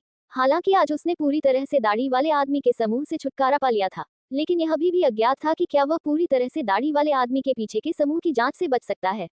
उद्धरण चिन्ह हालांकि युद्ध में उनकी लूट की रकम छीने जाने की बात थी, लेकिन उनके बीच कोई घातक दुश्मनी नहीं थी। यदि स्टॉल की ओर देखते समय पूरी दाढ़ी वाले आदमी की लालची नजर न होती तो तांग जेन को पूरी दाढ़ी वाले आदमी को मारना नहीं पड़ता। उद्धरण चिन्ह हालांकि चूंकि उसके मन में ऐसे विचार थे जो उसे नहीं आने चाहिए थे, तांग जेन निश्चित रूप से उसे रहने नहीं देगा। उद्धरण चिन्ह भूल जाओ, मैं एक समय में एक ही कदम उठाऊंगा। अगर मैं सचमुच नाराज हो गया तो मैं आप सभी को मार डालूंगा, भले ही मुझे अपनी जान जोखिम में डालनी पड़े। मैं वैसे भी टेलीपोर्ट कर सकता हूँ। देखते हैं आखिरी हंसी किसकी होगी। उद्धरण चिन्ह तांग जेन ने अपनी मुट्ठी लहराई क्योंकि उसकी आंखों में युद्ध के इरादे का निशान दिखाई दे रहा था। चूंकि वह घर लौट आया है, इसलिए वह बाहर जा सकता है और कुछ चीजें खरीद सकता है। केवल स्वर्ग ही जानता था कि 4 पैरों वाला हड्डी वाला सांप पक्षी अभी भी अपने मूल स्थान पर था या नहीं। तांग जेन ये जोखिम नहीं लेना चाहता था। उद्धरण चिन्ह एड्स बाय पब फ्यूचर। धोने के बाद तांग जेन घर से निकल गई। इस बार वह कुछ सामान खरीदने के लिए प्रांतीय राजधानी जा रहा था जो स्थानीय क्षेत्र में उपलब्ध नहीं थे। उद्धरण चिन्ह बस राजमार्ग पर तेजी से आगे बढ़ी और कुछ घंटों के बाद प्रांतीय राजधानी पहुंच गई। तांग जेन बस से उतर गया और उसे एक टैक्सी मिल गई जो सीधे प्रांतीय राजधानी के सबसे समृद्ध क्षेत्र की ओर जा रही थी। उद्धरण चिन्ह तांग जेन, जो टैक्सी में बैठा था, अगले समय के लिए लू शहर की दुनिया में अपनी विकास योजना के बारे में सोच रहा था। उद्धरण चिन्ह मरे हुए दौड़ के अवतरण ने तांग जेन को आश्चर्यचकित कर दिया। वे कोई साधारण राक्षस नहीं, बल्कि एक संगठित आक्रमणकारी थे। उन्होंने अपने सामने आने वाले सभी जीवित प्राणियों का नरसंहार किया, जिसने तांग जेन के शहर के निर्माण में एक बड़ी बाधा पैदा की। उद्धरण चिन्ह तांग जेन, जो मूल रूप से ब्लैक रॉक सिटी को अपना काल्पनिक दुश्मन मानता था, ने अब मरे हुए कबीले को अपने नंबर 1 दुश्मन के रूप में सूचीबद्ध किया था। आध्यात्मिक मस्तिष्क वाले मृत राजा के दुश्मन बनने की परिस्थितियों में तांग जेन का प्राथमिक कार्य उन जंगली इमारतों को साफ करना था जिनमें मरे हुए कबीले टावर की दुनिया में उतरे थे। उद्धरण चिन्ह जब तक शव जाति की जंगली इमारतों को साफ कर दिया गया, उनका मानना था कि ये भटकती हुई शव जाति अपना आधार खो देगी और अब कोई लहर पैदा करने में सक्षम नहीं होगी। उद्धरण चिन्ह इस अवधि के दौरान उन्होंने लूचेन की दुनिया में बहुत सारा पैसा निवेश किया था। अब चूंकि मरे हुए जाति का एक शक्तिशाली शत्रु था, तो उसे उससे लड़ने के लिए एक टीम बनानी पड़ी। इसका मतलब ये भी था कि उन्हें अधिक पैसा निवेश करना होगा। तांग जेन के हाथ में पैसा स्पष्ट रूप से पर्याप्त नहीं था। उद्धरण चिन्ह इस बार तांग जेन की प्रांतीय राजधानी की यात्रा भी आय का एक नया स्रोत खोजने के लक्ष्य के साथ थी। उन्होंने अपने इंटरस्पेस में काफी कुछ वस्तुएं संग्रहित की थी, जिसमें ब्लैक रॉक सिटी स्क्वायर से प्राप्त हरा जेड पत्थर भी शामिल था। तांग जेन ने रास्ते में कुछ जानकारी देखी थी और वह अधिक से अधिक आश्वस्त था कि यह चीज जेड थी। उद्धरण चिन्ह अगर ऐसा था तो Z की गुणवत्ता को देखते हुए इसे अच्छी कीमत पर बेचने में सक्षम होना चाहिए। उद्धरण चिन्ह। सोने और Z आभूषण फेडरेशन में एक बहुत प्रसिद्ध आभूषण श्रृंखला समूह था। ऐसा कहा गया था कि इसकी संपत्ति 100 बिलियन युआन के करीब थी और चेन स्टोर पूरे देश में खोले गए थे। उद्धरण चिन्ह। इस समय तांजिन प्रांतीय शहर में स्थित समूह के एक आभूषण श्रृंखला स्टोर में बैठा था, बिक्री के लिए Z के मूल्यांकन के परिणामों की प्रतीक्षा कर रहा था। काउंटर पर रखे कीमती गहनों को देखकर उसकी आंखों में विचारशीलता चमक उठी। उद्धरण चिन्ह। मूल्यांकन के परिणाम सामने आए। इसकी उत्कृष्ट गुणवत्ता वाली शीर्ष श्रेणी की Z होने की पुष्टि की गई। कुछ चर्चा के बाद तांजिन ने Z के इस टुकड़े को 20 मिलियन युआन में बेच दिया। उद्धरण चिन्ह। जब इतनी बड़ी रकम उनके खाते में ट्रांसफर की गई तो तांजिन का रक्तचाप बढ़ गया। सौभाग्य से उनका आत्मनियंत्रण बेहद मजबूत था, इसलिए उन्होंने दूसरों के सामने अपना संयम नहीं खोया। उद्धरण चिन्ह। ज्वेलरी स्टोर छोड़ने के बाद तांजिन शॉपिंग मॉल गई। बड़ी खरीदारी के बाद उन्होंने एक रियल एस्टेट एजेंट के माध्यम से एक बहुत अच्छे स्थान पर एक सेकंड हैंड घर खरीदा। उद्धरण चिन्ह। घर का क्षेत्रफल 180 वर्ग मीटर था। बैग के साथ अंदर जाने से तांजिन को भी बहुत परेशानी से बचाया गया।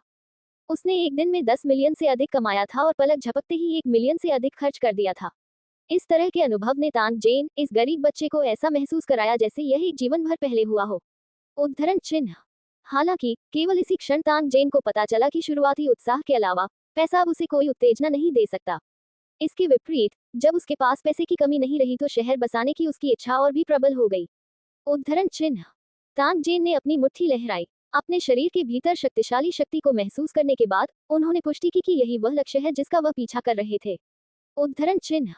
Ads bye pub future. संपर्क करें टॉस साइट में, दान करें, मेनू दिखाओ। उपन्यास को पूरा ऑनलाइन पढ़े। उपन्यास बिन। उपन्यास अध्याय 58 C58 ads bye pub future. प्रश्नवाचक चिन्ह। अध्याय 58 निर्माण प्रसंस्करण कार्यशाला 1। अनुवादक 54,96,90,339। अपने हाथ में धन आने के बाद तांजिन ने अपनी योजना शुरू की। उद्धरण चिन्ह। पहला पैसा वापस करना था, अपने दत्तक पिता का कर्ज चुकाना था। हालांकि इस मामले को करने के लिए तांजिन को समय लेने की जरूरत थी और वह कोई बड़ा उपद्रव नहीं कर सका। उद्धरण चिन्ह। दूसरा मामला हथियारों और उपकरणों की समस्या का समाधान करना था। वॉन्डरर्स द्वारा इस्तेमाल किए गए हथियार बहुत गंदे थे और उनमें से अधिकांश खराब गुणवत्ता के थे। जीवन और मृत्यु के युद्ध क्षेत्र में खराब गुणवत्ता वाले उपकरण के एक टुकड़े से उपयोगकर्ता की जान लेने की संभावना थी। उद्धरण चिन्ह। तांजिन नहीं चाहते थे कि उनके लोग इस तरह के उपकरण पहने और राक्षसों से लड़े, इसलिए उन्हें सुरक्षा के मामले में अच्छा काम करना पड़ा। उद्धरण चिन्ह। मूल रूप से उन्होंने अपने भावी अधीनस्थों को विस्फोटक कवच जैसे सुरक्षात्मक गियर से लैस करने की योजना बनाई थी। हालांकि इंटरनेट पर कुछ टिप्पणियां पढ़ने के बाद उन्होंने पाया कि विस्फोटक कवच की रक्षात्मक क्षमताएं बहुत सीमित थीं। ठंडे हथियारों की लड़ाई में इसका उपयोग करना व्यवहारिक नहीं था। उद्धरण चिन्ह। ऐसा लग रहा था कि यदि परिस्थितियां अनुमति देती हैं तो भी उसे इसे स्वयं बनाना होगा। यदि नहीं तो वह इसे बनाने के लिए किसी को नियुक्त कर सकता है। उद्धरण चिन्ह। तांजिन को केवल लोगों को उपयुक्त धातु को भागों में संसाधित करने और फिर इसे संयोजन के लिए दूसरी दुनिया में भेजने की आवश्यकता थी। यदि यह वास्तव में काम नहीं करता तो वह सीधे उत्पादन पूरा करने का बहाना ढूंढता और फिर इसे लुचेन की दुनिया में लाता। उद्धरण चिन्ह। इन दिनों करने के लिए हर तरह की चीजें थीं। उनका मानना था कि कवच बनाने में कोई भी उपद्रव नहीं करेगा। इस प्लेट कवच की जानकारी के अलावा तांजिन ने स्टेप प्रूफ सूट और चेनमेल की जानकारी पर भी ध्यान दिया। उनमें से धातु स्प्रिंग पैड से बनी एक प्रकार की चेनमेल ने उनका ध्यान आकर्षित किया। उद्धरण चिन्ह। इस प्रकार की चेनमेल की उपस्थिति अच्छी थी। कहा गया कि इसमें बहुत अच्छी सुरक्षात्मक शक्ति है और कीमत भी अपेक्षाकृत उपयुक्त थी। लंबी श्रृंखला वाले कवच के एक सेट की कीमत लगभग 2000 युआन है। जेन टैंग ने गणना की कि यदि उसने 100 सेट खरीदे तो इसकी लागत लगभग 2 लाख युआन होगी। उद्धरण चिन्ह। बेशक टैंग जेन एक बार में इतने सारे सामान नहीं खरीदेगा। उन्होंने प्रभाव देखने के लिए पहले कुछ सेट खरीदने की योजना बनाई। यदि यह संभव होता तो वह उन्हें स्वयं उत्पादित करता। उद्धरण चिन्ह। भुगतान करने और अपना पता छोड़ने के बाद तांजिन ने कुछ और स्टेप प्रूफ कपड़े का ऑर्डर दिया। फिर उसने धनुष और क्रॉसबो जैसे हथियार ब्राउज करना शुरू कर दिया। उद्धरण चिन्ह। ये चीजें ऑनलाइन भी बेची गईं, लेकिन गुणवत्ता के बारे में कहना मुश्किल था। तांजिन ने कुछ और प्रसिद्ध दुकानें चुनी और 10 पीस ऑर्डर करने के लिए भुगतान किया। उद्धरण चिन्ह। कवच के एक सेट के निर्माण के लिए एक कारखाने को सौंपने की कीमत का अनुमान लगाने के बाद तांजिन को लगा कि यह थोड़ा महंगा था। भले ही उसके हाथ में बड़ी रकम हो, लेकिन इसका मतलब यह नहीं कि वह उसे यूं ही बर्बाद कर दे। उद्धरण चिन्ह। Ads bye pub future. क्या उसे लोगों के एक समूह को काम पर रखना चाहिए और स्वयं इसका उत्पादन करना चाहिए? जैसे ही तांग जेन ने इस बारे में सोचा, उसने अपना फोन निकाला और अपने एक पूर्व सहकर्मी को फोन किया। उद्धरण चिन्ह। इस व्यक्ति का नाम वांग डॉकिंग था। वह ग्रामीण इलाकों में रहता था और ईमानदार था। उन्होंने एक बार तांग जेन के साथ काम किया था, क्योंकि एक बार उसे स्थानीय गुंडों ने तंग किया था। केवल तांग जेन ही उसकी मदद के लिए खड़ा हुआ था। वांग डॉकिंग ने तांग जेन को एक दोस्त के रूप में पहचाना और दोनों अक्सर फोन पर एक दूसरे से संपर्क करते थे। उद्धरण चिन्ह। वांग डॉकिंग अब घर पर एक किसान था और अपनी बीमार बूढ़ी मां की देखभाल कर रहा था। जब वह आजाद होता था, तो परिवार का भरण पोषण करने के लिए अंशकालिक काम करने के लिए शहर में प्रवेश करता था। उद्धरण चिन्ह। जब उन्हें तांग जेन का फोन आया, तो वांग डॉकिंग खेत में काम कर रहे थे। जब उसने सुना कि तांग जेन अपना घर किराए पर देने जा रहा है और अपने लिए काम करने वाले लोगों को ढूंढ रहा है, तो उसने अपनी छाती थपथपाई और कहा कि वह इस मामले का ध्यान रखेगा। उद्धरण चिन्ह। उन दोनों के बीच मामला सुलझने के बाद तांग जेन ने अपनी छोटी बहन को बुलाया और साधारण बातचीत की। उसने उसे बताया कि उसने प्रांतीय शहर में एक घर खरीदा है और वह किसी भी समय वहां आ सकती है। उद्धरण चिन्ह। वह बाद में उसे चाबियां भेजता था और अपनी बहन को स्कूल के गेट पर उसका इंतजार करने के लिए कहता था। तांग जेन द्वारा चाबी भेजने के बाद उसने अपनी बहन को कुछ पैसे दिए और उसे कहा कि वह अपने दत्तक पिता का बकाया पैसा धीरे धीरे चुका दे। अगर कोई पैसे के स्रोत के बारे में पूछता, तो वह बस एक बहाना ढूंढ लेती। नवंबर यूरो LSS1N ने इस अध्याय की प्रीमियर रिलीज की मेजबानी की। अपनी बहन के साथ रात का खाना खाने के बाद वह सामान खरीदने में व्यस्त हो गया। उद्धरण चिन्ह। Welding machine, cutting machine, angle grinder, drilling machine, polishing machine, सभी प्रकार की मशीनें और उपकरण खरीदने की आवश्यकता है। इसके अलावा सभी प्रकार की उपभोग्य वस्तुएं थीं। जेन तांग ने भी आगे पीछे जाने से बचने के लिए बहुत कुछ खरीदा। उद्धरण चिन्ह। तांग जेन ने एक अच्छी प्रतिष्ठा वाला स्टोर चुना और एक ही बार में सब कुछ खरीद लिया। फिर उसने उसे पते के मुताबिक सामान पहुंचाने का जिम्मा सौंपा। उद्धरण चिन्ह। दुकान छोड़ने के बाद तांग जेन निर्माण सामग्री बाजार में गया। उद्धरण चिन्ह। पैटर्न वाली स्टील प्लेटें, 304 स्टेनलेस स्टील प्लेटें, टाइटेनियम स्टील प्लेटें और विभिन्न विशिष्टताओं के स्टील पाइपों का एक बैच। तांग जेन ने भी अपना हाथ लहराया और डिलीवरी के लिए भुगतान किया। उद्धरण चिन्ह। इसके बाद तांग जेन कई जगहों पर गए और चमड़ा, कैनवास, पेंट और अन्य सामान खरीदे। हालांकि उसकी शारीरिक शक्ति अद्भुत थी, फिर भी वह अत्यधिक थका हुआ था। उद्धरण चिन्ह। तांग जेन, जिन्होंने महसूस किया कि कार न होना असुविधाजनक था, बिना रुके कार की दुकान पर गए और एक ऑफ रोड वाहन खरीदा, जिसकी लागत परिवहन के साधन के रूप में 3 लाख युआन से अधिक थी। उद्धरण चिन्ह। ड्राइवर का लाइसेंस पहले ही ले लिया गया था। तांग जेन ने प्रक्रियाएं पूरी करने के बाद वह अपने आवास पर वापस चला गया और उसे खरीदी गई सामग्रियों को गिनने के लिए एक कलम और कागज मिला। उद्धरण चिन्ह। कम प्रोफाइल रखने के लिए तांग जेन ने मोटर वाहन को लुचेन की दुनिया में लाने की योजना नहीं बनाई। हालांकि मरे हुए दौड़ के आगमन के साथ वह अब कम प्रोफाइल नहीं रख सका। वह केवल इस अवसर का लाभ उठाकर ऊपर उठ सकता था और अपने लक्ष्य को पहले ही प्राप्त कर सकता था। उद्धरण चिन्ह। लू चेंग दुनिया की भौगोलिक स्थिति को ध्यान में रखते हुए साधारण कारें निश्चित रूप से उपयोग के लिए उपयुक्त नहीं थीं। हालांकि कुछ कृषि ट्रैक्टर काफी उपयुक्त लगे, क्योंकि वे मजबूत और निर्माण के लिए प्रतिरोधी भी थे। उद्धरण चिन्ह। एड्स बाय पब फ्यूचर। टैंग जेन की नजर एक 4 पहिया ट्रैक्टर पर थी, जो आगे की ओर तेज गति से चल रहा था। टायर मोटे थे और अश्वशक्ति अधिक थी। उनका मानना था कि यह लूचेंग दुनिया के इलाके के अनुकूल ढलने में सक्षम होगा। समय आने पर वे एक ट्रेलर से सुसज्जित होंगे, जिसका उपयोग लोगों और आपूर्ति के परिवहन के लिए किया जा सकता है, और उनकी यात्रा की गति में काफी सुधार होगा। इसके अलावा तांग जेन की जगह इस आकार के ट्रैक्टर को फिट करने के लिए पर्याप्त थी। वह और भी बड़ा फिट नहीं हो पाएगा। उद्धरण चिन्ह। अगली सुबह वह उस गांव की ओर चला गया जहां वांग डॉकिंग का परिवार रहता था। उद्धरण चिन्ह। कुछ घंटों तक गाड़ी चलाने के बाद तांग जेन उस छोटे से गांव में पहुंचे जहां वांग डॉकिंग का परिवार रहता था। ये पहाड़ों और नदियों के किनारे सुंदर दृश्यों वाला एक स्थान था। उद्धरण चिन्ह। वांग डॉकिंग, जिसने कॉल रिसीव किया, पहले से ही गांव के प्रवेश द्वार पर तांग जेन का इंतजार कर रहा था। उसे आता देख वह कार में बैठ गया और अपने घर की ओर चल पड़ा। उद्धरण चिन्ह। वांग डॉकिंग का घर गांव के किनारे पर था। इसमें एक बड़ा प्रांगण था जो 2000 वर्ग मीटर के क्षेत्र में फैला हुआ था। इस समय प्रांगण सभी प्रकार की सामग्रियों से भरा हुआ था। उद्धरण चिन्ह। वांग क्विंकिंग की मां से मिलने और उन्हें उपहार देने के बाद तांग जेन और वांग क्विंकिंग चर्चा करने के लिए आंगन में गए। उद्धरण चिन्ह।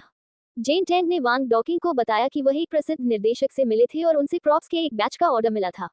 हर किसी को पैसा कमाने के विचार के साथ उन्होंने वांग डॉकिंग को साथ आने के लिए कहा। उद्धरण चिन्ह।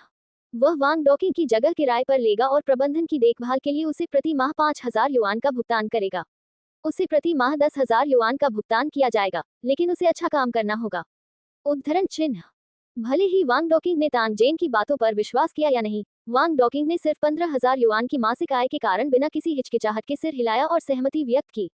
उद्धरण चिन्ह। दोनों पक्षों के बीच संचार पूरा होने के बाद अगली चीज को संभालना आसान था। उद्धरण चिन्ह। तांग जेन ने सबसे पहले वांग डॉकिंग को 50,000 युआन दिए और बाहरी लोगों की नजर को रोकने के लिए आंगन में एक साधारण रंगीन स्टील शेड बनाने के लिए किसी को ढूंढने के लिए कहा। फिर उन्हें उपकरण और सर्किट स्थापित करने और कनेक्ट करने के लिए सहायक और एक इलेक्ट्रीशियन का एक समूह मिला। उद्धरण चिन्ह। गांव में बहुत सारे युवा काम करते थे और वे सभी इलेक्ट्रिक वेल्डिंग और कटिंग से परिचित थे। वांग डॉकिंग टहलने के लिए निकले और उन्हें 6 लोग मिले। उद्धरण चिन्ह। उच्च वेतन के साथ घर पर काम करने में सक्षम होने से वे स्वाभाविक रूप से खुश थे। ये देखकर कि जनशक्ति तैयार थी, तांग जेन ने वांग डॉकिंग को एक ड्राइंग सौंपी। ये कवच का एक चित्र था। हृदय के सामने की छाती और पीछे की ओर एक पूरी स्टील प्लेट द्वारा संरक्षित किया गया था और कमर और पेट को छोटी स्टील प्लेटों से ड्रिल किया गया था और रिवेट्स के साथ मोटे चमड़े पर व्यवस्थित किया गया था। उद्धरण चिन्ह। गाय की खाल के अंदर कैनवास की एक परत सिलनी पड़ी और कुल वजन 20 पाउंड के करीब था। वहां एक हेलमेट, पैर का कवच और अन्य हिस्से भी थे जो काफी जटिल लग रहे थे। उद्धरण चिन्ह। तांग जेन गुणवत्ता सुनिश्चित करना चाहता था। जहां तक गति की बात है, उनका मानना था कि वांग क्विंकिंग को पता था कि क्या करना है। उद्धरण चिन्ह। ये पहला आइटम था जिसे तांग जेन ने बनाने का अनुरोध किया था और इसके कुल 1000 टुकड़े थे। यदि सामग्रियां पर्याप्त नहीं थी तो तांग जेन ने वांग डॉकिंग को सीधे ऑर्डर देने और उसी समय 1 लाख युआन हस्तांतरित करने के लिए कहा। उद्धरण चिन्ह। उसने वांग डॉकिंग से कहा कि वह पहाड़ी इलाके में जा रहा है और आधे महीने तक वापस नहीं आएगा। हो सकता है कि इस दौरान वह उनसे संपर्क न कर पाए, इसलिए उन्हें यहाँ की चीजों के बारे में चिंता करनी होगी। वांग डॉकिंग ने कहा कि वह उसे निराश नहीं करेंगे। उद्धरण चिन्ह। रात के खाने के लिए रुकने के वांग डॉकिंग के निमंत्रण को अस्वीकार करने के बाद तांग जेन छोटे से पहाड़ी गांव से चले गए। उद्धरण चिन्ह। Ads bye pub future. संपर्क करें टॉस साइट में, दान करें, मेनू दिखाओ। उपन्यास को पूरा ऑनलाइन पढ़े। उपन्यास बिन। उपन्यास अध्याय 59.C59। Ads bye pub future. प्रश्नवाचक चिन्ह। अध्याय 59। अध्याय 57। गुलेल खूब बिके। अनुवादक 54,96,90,339। प्रांतीय शहर में घर तांग जेन ने अपनी बहन के लिए खरीदा था। उनका दोबारा वहां जाने का कोई इरादा नहीं था। तांग जेन पुराने घर में लौट आया जो मूल रूप से जीर्ण शीर्ण था। कार को आंगन में पार्क करने के बाद उसने आंगन का दरवाजा बंद कर दिया और धीरे धीरे घर में चला गया। उद्धरण चिन्ह। अपना कोट उतारने के बाद तांग जेन ने चमड़े का कवच और लबादा पहन लिया। इस लबादे की रक्षात्मक शक्ति एक महत्वपूर्ण क्षण में उसकी जान बचा सकती थी। उद्धरण चिन्ह। उसने पिस्तौल निकाली और मैगजीन चेक की। उसी समय वह हल्के सैन्य जूतों की एक जोड़ी में बदल गया और उसके दूसरे हाथ में एक सैन्य चाकू था। गहरी सांस लेने के बाद तांग जेन ने टेलीपोर्टेशन फंक्शन को सक्रिय किया। उद्धरण चिन्ह। तांग जेन की दृष्टि धुंधली हो गई और वह अजीब विशाल बेल के जंगल में दिखाई दिया। जैसे ही उसकी दृष्टि ठीक हुई, तांग जेन ने तुरंत अपने आसपास का आकार देख लिया। उनकी मानसिक स्थिति बेहद तनावपूर्ण थी। सौभाग्य से उन्हें 4 पैरों वाले हड्डी वाले सांप पक्षी का कोई निशान नहीं मिला। इसके बजाय उसने दाढ़ी वाले आदमी का शरीर देखा। उद्धरण चिन्ह। एक टूटी हुई गुड़िया की तरह इसे पहले ही गुस्से में 4 पैरों वाले हड्डी वाले सांप पक्षी ने टुकड़े टुकड़े कर दिया था। उद्धरण चिन्ह। जब तांग जेन ने पूरी दाढ़ी वाले व्यक्ति की दयनीय स्थिति देखी तो उसे थोड़ी सी भी झिझक होने की हिम्मत नहीं हुई। वह तुरंत तेजी से भागा और हवा की तरह विशाल बेल के जंगल से बाहर निकल गया। उसने शुतुरमुर्ग राक्षस की ताकत देखी थी। एक बार जब वह इस राक्षस के निशाने पर आ गई तो निश्चित रूप से वह यही अपनी जान गंवा देगी। उद्धरण चिन्ह। विशाल बेल के जंगल से बाहर भागने के बाद भी तांग जेन का 4 पैरों वाले हड्डी वाले सांप पक्षी से सामना नहीं हुआ। तांग जेन मदद नहीं कर सका, लेकिन गुप्त रूप से महसूस किया कि वह भाग्यशाली था। विशाल लताओं के जंगल से निकलने के बाद उसने उन पथिकों की लाशों को घास में बिखरा हुआ देखा जिन्हें उसने मार डाला था। हालांकि वे सभी अधूरे थे और यह स्पष्ट था कि उन्हें किसी राक्षस ने काट लिया था। उद्धरण चिन्ह। 4 पैर वाले हड्डी वाले सांप पक्षी के विशाल शरीर को 8 टुकड़ों में काट दिया गया था और मस्तिष्क स्वाभाविक रूप से पीछे नहीं बचा था। शरीर पर एक भी कीमती सामान नहीं बचा था। शरीर पर कटे के निशान को देखकर लग रहा है कि यह घटना उधर से गुजर रहे किसी घुमक्कड़ ने की होगी। उद्धरण चिन्ह। तांग जेन को यह दृश्य देखकर घृणा हुई, इसलिए उसने अपना सिर घुमा लिया और फिर इसे नहीं देखा। फिर वह सीधे वानरा शहर की ओर चल दिया। इस अध्याय की पहली रिलीज नवंबर यूरोएलन पर हुई। जब वह उस इमारत से गुजरा जहां उसने पिछली बार भूतों का सामना किया था, तांग जेन को अचानक एक विचार आया। अब उसे एक सुपर निशानेबाज की सहायता प्राप्त थी। क्या वह किसी ऊंचे स्थान पर छिप सकता था और शांति से राक्षसों को मार सकता था? उद्धरण चिन्ह। Ads bye pub future. हालांकि उसके लिए लेवल ऊपर जाना बेकार था, फिर भी वह ब्रेन पल को इकट्ठा कर सकता था। आखिरकार लेवल 2 ब्रेन पर्ल की कीमत 100 सोने के सिक्के थी। उद्धरण चिन्ह। तानजेन ने अपना मन बना लिया। इस व्यस्त अवधि के बाद उन्हें यहाँ लौटने का अवसर अवश्य मिलेगा। उसे लगता रहा कि इन खंडहरों की गहराई में कोई बहुत बड़ा रहस्य छिपा है। उद्धरण चिन्ह। वापसी की यात्रा बहुत आसान नहीं थी। इसी दौरान उन्हें मौत के पक्षियों के झुंड के हमले का सामना करना पड़ा। कमजोर लेकिन पागल अजीब पक्षियों का सामना करते हुए तानजेन लगभग मारा गया था। उद्धरण चिन्ह। अंत में उसे घेरे से बचने के लिए मैप टेलीपोर्टेशन फंक्शन को सक्रिय करना पड़ा। उद्धरण चिन्ह। तानजेन, जिसके दिल में अभी भी एक डर बना हुआ था, को नहीं पता था कि एक बार जब उसे इस अजीब पक्षी ने खरोंच दिया तो उसका पूरा शरीर अकड़ जाएगा और वह मर जाएगा, जिसके बाद वह एक घृणित ज़ोंबी में बदल जाएगा। उद्धरण चिन्ह। हालांकि जैसे ही वह मौत के पक्षियों से बच निकला, उस पर लाशों की एक और लहर ने हमला कर दिया। इन लाशों ने अपने टूटे हुए अंगों को खींच लिया और तानजेन की ओर दौड़ पड़े। उनमें से कुछ अपने हाथों में हथियार भी लहरा रहे थे और उनकी हरकतें बहुत तेज थीं। उद्धरण चिन्ह। वे केवल स्तर 1 के ज़ोंबी थे। जब तक तानजेन सावधान था, वे उसके लिए कोई खतरा पैदा नहीं करेंगे। एकमात्र बात जिसने उसे हैरान कर दिया वह ये थी कि इन लाशों के फटे हुए कपड़े वांडरर्स के समान थे। उद्धरण चिन्ह। इन राक्षसों को मारने और उनके दिमाग को हटाने के बाद तानजेन आगे बढ़ना जारी रखा। इस दौरान वे वांडरर्स की कुछ लहरों के साथ रास्ते पार कर चुके थे। हालांकि इन घुमक्कड़ों के चेहरे पर उदासी भरे भाव थे और ऐसा लग रहा था कि उनके मन में बहुत कुछ चल रहा है। उद्धरण चिन्ह। जब वह वानरा शहर के प्रवेश द्वार पर पहुंचे, तानजेन ने पाया कि पूरा शहर मार्शल लॉ की स्थिति में प्रवेश कर चुका था। दीवारें तीरंदाजों से भरी हुई थी जिन्हें अस्थायी रूप से बुलाया गया था। ऐसे जंगली कृषक भी थे जो उड़ने वाले पत्थरों और पत्थर की रस्सियों का उपयोग करते थे। उन्होंने आकाश की ओर ऐसे देखा मानो वे किसी बड़े शत्रु का सामना कर रहे हों। उद्धरण चिन्ह। तानजेन हैरान थी। पास देने के बाद वह सीधे बाजार की ओर चला गया। उद्धरण चिन्ह। सड़क पर उसने हजारों ड्रैगन को कुछ सामान बेचते देखा। उन दोनों ने एक दूसरे को देखा, लेकिन दोनों में से किसी ने कुछ नहीं कहा। हालांकि हजारों ड्रैगन के चेहरे पर एक राहत भरी अभिव्यक्ति चमक उठी। उद्धरण चिन्ह। कियान लोंग से मिलने के बाद तानजेन सीधे गुफा में वापस चला गया। उसने मुरोंगजी यान की 2 बहनों को गुफा के प्रवेश द्वार पर 2 मरे हुए पक्षियों को साफ करते हुए देखा। उद्धरण चिन्ह। इस अजीब पक्षी का मामला क्या है? मैं इसे जंगल में हर जगह देख सकता हूँ। तानजेन ने ये देखने के बाद पूछा। उद्धरण चिन्ह।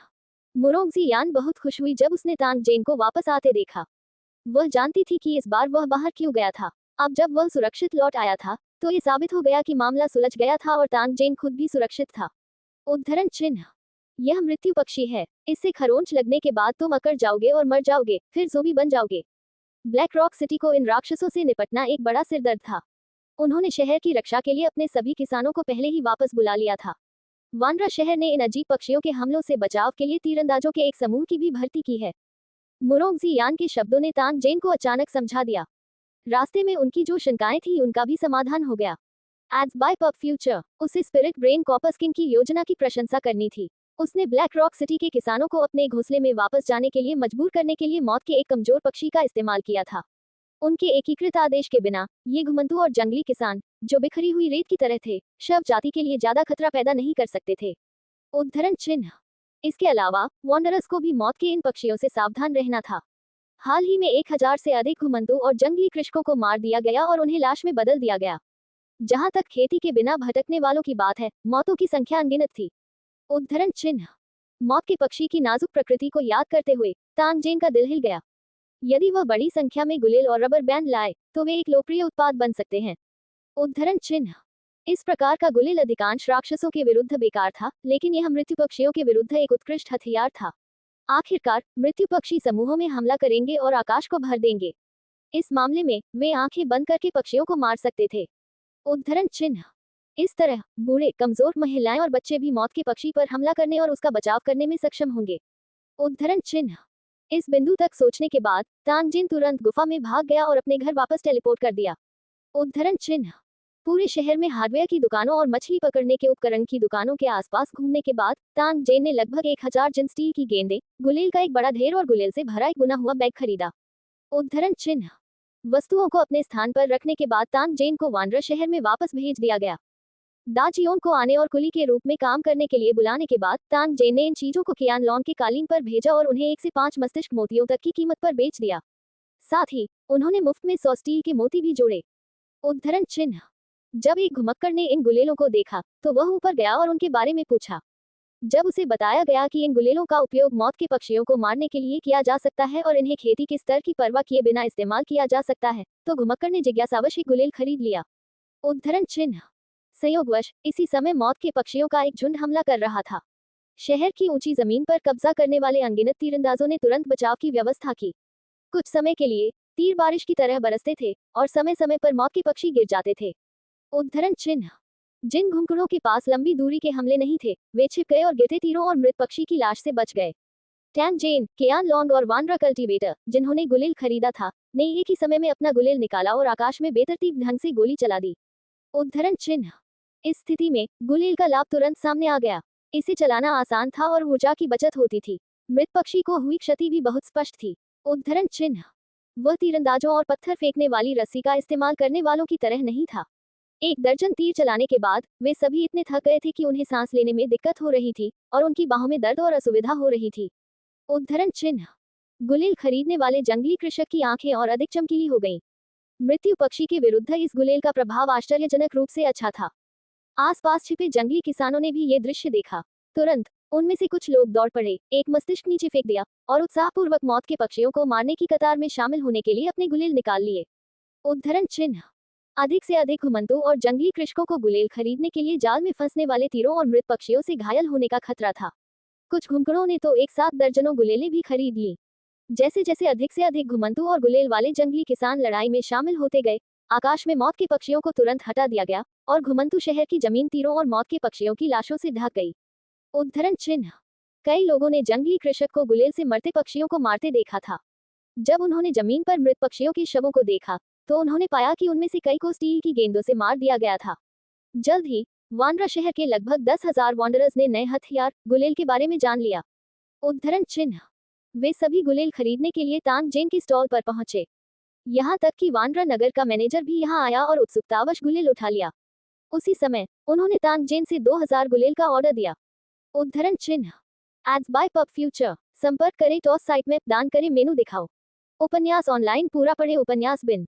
उपन्यास अध्याय 60 C60। Ads bye pub future. प्रश्नवाचक चिन्ह। अध्याय 60। शहर को घेरने वाले अजीब पक्षीवन। अनुवादक 54,90,90,339। जेन टैंग स्वाभाविक रूप से एक बड़ा ऑर्डर पाकर बहुत खुश था। उसने घर वापस संदेश भेजने के लिए समय निकाला, इंटरनेट पर एक गुलेल विक्रेता का फोन नंबर पाया और 10,000 साधारण कोल्ड बैंडिंग गुलेल का ऑर्डर दिया। उद्धरण चिन्ह। इस तरह के साधारण गुलेल को संसाधित करना आसान था, क्योंकि तांग जेन के पास सामग्री के लिए बहुत अधिक आवश्यकताएं नहीं थी। इसे साधारण गोल स्टील और एक साधारण कार्यक्षेत्र का उपयोग करके बनाया जा सकता था। उद्धरण चिन्ह। थोड़ी सी पॉलिश के बाद एक गुलेल बनकर तैयार हो गया। उद्धरण चिन्ह। एक साधारण गुलेल की कीमत सस्ती थी। उनमें से 10,000 की कीमत 1,00,000 युआन से भी कम है। इसके तुरंत बाद तांग जेन ने बड़ी संख्या में रबर बैंड और स्टील की गेंदों का ऑर्डर दिया और उन्हें जल्द से जल्द भेजने के लिए कहा। उद्धरण चिन्ह। ये सब करने के बाद तांग जेन लुचेन की दुनिया में लौट आया। उद्धरण चिन्ह। वह अपने साथ जो गुलेल लाया था वह बिक चुका था और बहुत से लोग ये पूछने आए थे कि क्या उनके पास कोई स्टॉक है। तांग जेन को यह नहीं पता था कि जब वह चला गया तो मौत के पक्षियों की एक और लहर ने हमला कर दिया। हालांकि चूंकि वानरा शहर में कई 100 गुलेल थे, इसलिए हजारों मौत के पक्षियों को तुरंत नष्ट कर दिया गया। उद्धरण चिन्ह। तांग जेन की उम्मीदों से परे ब्लैक रॉक सिटी का विशेष एजेंट, जो वानरा शहर में रुका था, भी उसके पास आया था और 5,000 गुलेल और बड़ी संख्या में स्टील गेंदों का ऑर्डर देना चाहता था। उद्धरण चिन्ह। तांग जेन को यह नहीं पता था कि ब्लैक रॉक सिटी पहले ही लगभग 1,00,000 मौत के पक्षियों से घिरा हुआ था। ये राक्षस एक विशाल काले बादल की तरह थे, क्योंकि वे लगातार ब्लैक रॉक सिटी के चारों ओर उड़ रहे थे। मौत के पक्षियों को ब्लैक रॉक सिटी में प्रवेश करने से रोकने के लिए सभी दरवाजे और खिड़कियां सील कर दी गई थी। फिर भी कई निवासी अभी भी घायल हुए हैं। उद्धरण चिन्ह। जो कोई भी इन अजीब पक्षियों से घायल हो जाता, वह बिना किसी संदेह के मर जाता। ब्लैक रॉक सिटी के शासक के पास पूरे शहर को अंदर से ढहने से बचाने के लिए इन निवासियों को बाहर फेंकने के अलावा कोई विकल्प नहीं था, जो लाश में बदल गए थे। गुलेल की उपस्थिति ने ब्लैक रॉक सिटी के विशेष एजेंट को मृत्यु पक्षी संकट को हल करने की आशा दिखाई। इस कारण से उन्होंने विशेष रूप से तांग जेन की तलाश की और उसे जल्द से जल्द सामान उपलब्ध कराने के लिए कहा। उद्धरण चिन्ह। Ads bye pub future. Black rock city के विशेष एजेंट ने यहाँ तक वादा किया था कि यदि ब्लैक रॉक सिटी का संकट हल हो सकता है, तो ब्लैक रॉक सिटी उनके योगदान को कभी नहीं भूलेगा और उन्हें एक आरक्षित निवासी की योग्यता भी देगा। उद्धरण चिन्ह। तांग जेन ने ब्लैक रॉक सिटी का निवासी बनने के लिए योग्यताओं की परवाह नहीं की। हालांकि उनके पास 10,000 से अधिक ब्रेन बीड्स के व्यापारिक सौदे की परवाह करने के अलावा कोई विकल्प नहीं था। उद्धरण चिन्ह। ब्लैक रॉक सिटी का विशेष एजेंट बहुत सीधा था और उसने उसे 10 लेवल 3 ब्रेन मोती का भुगतान किया, जो 1000 लेवल 1 ब्रेन मोती के बराबर था। उद्धरण चिन्ह। तांग जेन ने समय का अनुमान लगाया और वादा किया कि वह 3 दिनों में सामान वितरित कर देगा। हालांकि यह सुनकर दूसरा पक्ष थोड़ा असंतुष्ट हुआ, लेकिन वह कुछ नहीं कर सका। आखिरकार उसने जो राशि का ऑर्डर दिया था वह बहुत ज्यादा थी। तांग जेन के लिए सामान की डिलीवरी में कुछ दिनों की देरी करना सामान्य बात थी। उद्धरण चिन्ह। ब्लैक रॉक सिटी से विशेष एजेंट को विदा करने के बाद तांग जेन को आखिरकार शांति का क्षण मिला। उद्धरण चिन्ह। इस बार गुलेल की बिक्री उनकी उम्मीदों से कहीं ज्यादा हुई। कुल बिक्री की गणना करने के बाद ये वास्तव में 15,000 ब्रेन मोतियों से अधिक हो गई थी। ये ब्रेन बीट्स एप्लीकेशन स्टोर में मौजूद 1,50,000 सोने के सिक्कों के बराबर थे। तांग जेन के लिए यह आय की एक छोटी राशि नहीं थी। उद्धरण चिन्ह। हालांकि इस बार वह मस्तिष्क बल को अवशोषित करने की जल्दी में नहीं था। इसके बजाय जरूरत पड़ने पर उसने इसे अपने भंडारण स्थान में रख दिया। उद्धरण चिन्ह। जैसे ही वह गहरी सोच में था, मुरोंगजियान गुफा में चला गया। उसने तांग जेन की ओर देखा और मुस्कुराई। फिर उसने चिंतित स्वर में पूछा, मामला सुलझ गया है? इस बार बाहर जाकर तुम्हें चोट तो नहीं लगी? उद्धरण चिन्ह उद्धरण चिन्ह उद्धरण चिन्ह। चिंता मत करो, मैं ठीक हूँ। तांग जेन उदासीनता से मुस्कुराया, ये दर्शाता है कि उसे कोई समस्या नहीं है। उद्धरण चिन्ह। मुरोंगजियान ने सिर हिलाया। वह आगे बढ़ी और तांग जेन की बांह को गले लगा लिया। उसने अपना सिर उसकी छाती पर झुकाया और कहा, यदि आपको भविष्य में दोबारा ऐसी घटना का सामना करना पड़े तो आपको अधिक सावधान रहना होगा। पिछली बार जब आप घायल हुए थे तो आपने मुझे डरा दिया था। उद्धरण चिन्ह। तांग जेन ने अपना सिर हिलाया और मुरोंगजिमो के कंधे को थपथपाया, मुझे पता है। मैं भविष्य में और अधिक सावधान रहूंगा। जाओ और रात का खाना बनाओ, मुझे थोड़ी भूख लगी है। उद्धरण चिन्ह। मुरोंगजियान ने आज्ञाकारी रूप से अपना सिर हिलाया और गुफा से बाहर निकलने के लिए मुड़ी। तांग जेन की अभिव्यक्ति बहुत सहज थी। कुछ ही समय बाद कियान लोंग ने अपना स्टॉल बंद कर दिया और वापस लौट आया। जैसे ही उसने तांग जेन को देखा, उसने हल्के से उसके कंधे पर मुक्का मारा और चिंतित होकर पूछा, मैंने देखा कि वह आदमी कुछ दिनों से वापस नहीं आया है, इसलिए मुझे लगता है कि आपने उससे निपट लिया है। वह घायल नहीं है, ठीक है? तांग जेन ने सिर हिलाया और लंबे समय तक डर के साथ कहा, यह थोड़ा खतरनाक था। उस कमीने ने मुझे लगभग धोखा दे दिया था, लेकिन सौभाग्य से मैंने उसे मार डाला और उसके आदमी वापस नहीं आएंगे। उद्धरण चिन्ह। Ads bye pub future. हजार ड्रैगन ने सिर हिलाया। चूंकि आपने दाढ़ी वाले आदमी को मार डाला है, उसके पीछे की टीम निश्चित रूप से इस मामले को आसानी से जाने नहीं देगी। हमें इस दौरान सावधान रहना चाहिए। वैसे जब आपने हमला किया तो क्या आसपास कोई और लोग भी थे? यदि थे तो क्या हमें एक नजर डालनी चाहिए? उद्धरण चिन्ह उद्धरण चिन्ह उद्धरण चिन्ह। इस बिंदु पर हजार ड्रैगन ने गला काटने का इशारा किया। उद्धरण चिन्ह। तांग जेन ने अपना सिर हिलाया और कहा, चिंता मत करो, इसे किसी को नहीं देखना चाहिए था। अगर किसी ने आवाज सुनी भी हो तो उसे मेरा चेहरा नहीं देखना चाहिए था। मुझे ठीक होना चाहिए। उद्धरण चिन्ह। बातचीत वहीं खत्म हो गई और वे दोनों मौत के पक्षी के बारे में बात करने लगे। उद्धरण चिन्ह। Black rock city. अनगिनत मौत के पक्षी एक विशाल काली बाढ़ की तरह थे, जो पूरे टॉवर का चक्कर लगा रहे थे, टॉवर में प्रवेश करने के लिए जगह की तलाश कर रहे थे। सभी खिड़कियां सील कर दी गईं और तीरंदाजों ने जानबूझकर छोड़े गए संकीर्ण छिद्रों से एक के बाद एक तीर चलाए। उद्धरण चिन्ह। हालांकि मौत के पक्षियों के विशाल झुंड के खिलाफ ऐसा हमला उल्लेख करने लायक भी नहीं था। इसके अलावा ब्लैक रॉक सिटी में तीरों की संख्या सीमित थी और वे लगभग खत्म हो चुके थे। उद्धरण चिन्ह। पूरा ब्लैक रॉक सिटी दहशत और भ्रम की स्थिति में आ गया था। हालांकि निवासी अभी भी काम कर रहे थे, फिर भी वे अनुपस्थित दिमाग वाले लग रहे थे। मरने वाले निवासियों के घरों से रह रहकर धीमी धीमी सिसकियों की आवाजें सुनाई दे रही थी। उद्धरण चिन्ह। जियो रुई हमेशा की तरह घर से निकल गया और उसकी बहन काम पर चली गई। मृत्यु पक्षियों के कारण जिस स्थान पर वह काम करती थी उसे अस्थायी रूप से धनुष और तीर कार्यशाला में बदल दिया गया था और वे दिन रात तीरों का उत्पादन करते थे। उद्धरण चिन्ह। हालांकि उनकी बहन के अनुसार तीर की शाफ्ट, पंख, गोंद और अन्य सामग्री लगभग खत्म हो चुकी थी।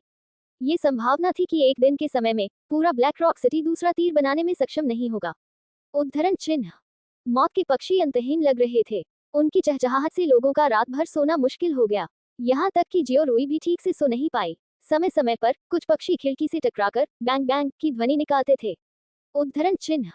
कल उनके शिक्षक ने उन्हें सूचित किया था कि वे ब्लैक रॉक सिटी के थके हुए किसानों को लेने और मौत के पक्षियों को मारने के लिए टावर की सबसे ऊंची मंजिल पर जाएंगे। उद्धरण चिन्ह। उनके स्कूल में 1000 से अधिक छात्र थे और पूरे ब्लैक रॉक सिटी में वे सभी 18 वर्ष से कम उम्र के थे।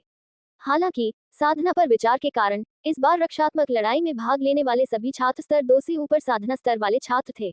N00 EuroLSS1N ने इस अध्याय की प्रीमियर रिलीज की मेजबानी की।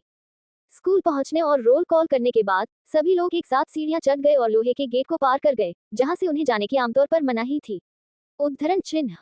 थोड़ी देर चढ़ने के बाद जब वे एक मंजिल से गुजरे तो जियोरुई ने उस आदमी को स्पष्ट रूप से सुना जो अक्सर उसे अपने साथियों के सामने शेखी बघाते हुए धमकाता था कि इस मंजिल के अंत में एक खजाना है। उसने एक बार अपने दादा से सुना था कि ब्लैक रॉक सिटी के सारे खजाने यहीं छिपे हुए हैं। उद्धरण चिन्ह। ये सुनते ही जियोरुई का दिल जोर से धड़कने लगा। उन्होंने गुप्त रूप से इस जानकारी को नोट कर लिया। उसी समय एक रहस्यमय व्यक्ति जो खुद को अदृश्य बना सकता था, अचानक उसके दिमाग में प्रकट हुआ। ये वह व्यक्ति था जिसने उसे 1000 मस्तिष्क मोती दिए और उनका उपयोग बहुत सारी पूरक सामग्री खरीदने के लिए किया। अब उनकी खेती रैंक 3 की दहलीज को छू चुकी थी। उद्धरण चिन्ह। मुझे आश्चर्य है कि इस महत्वपूर्ण जानकारी के लिए मुझे उस आदमी से कितने दिमाग मिलेंगे। Ads bye pub future. संपर्क करें टॉस साइट में दान करें।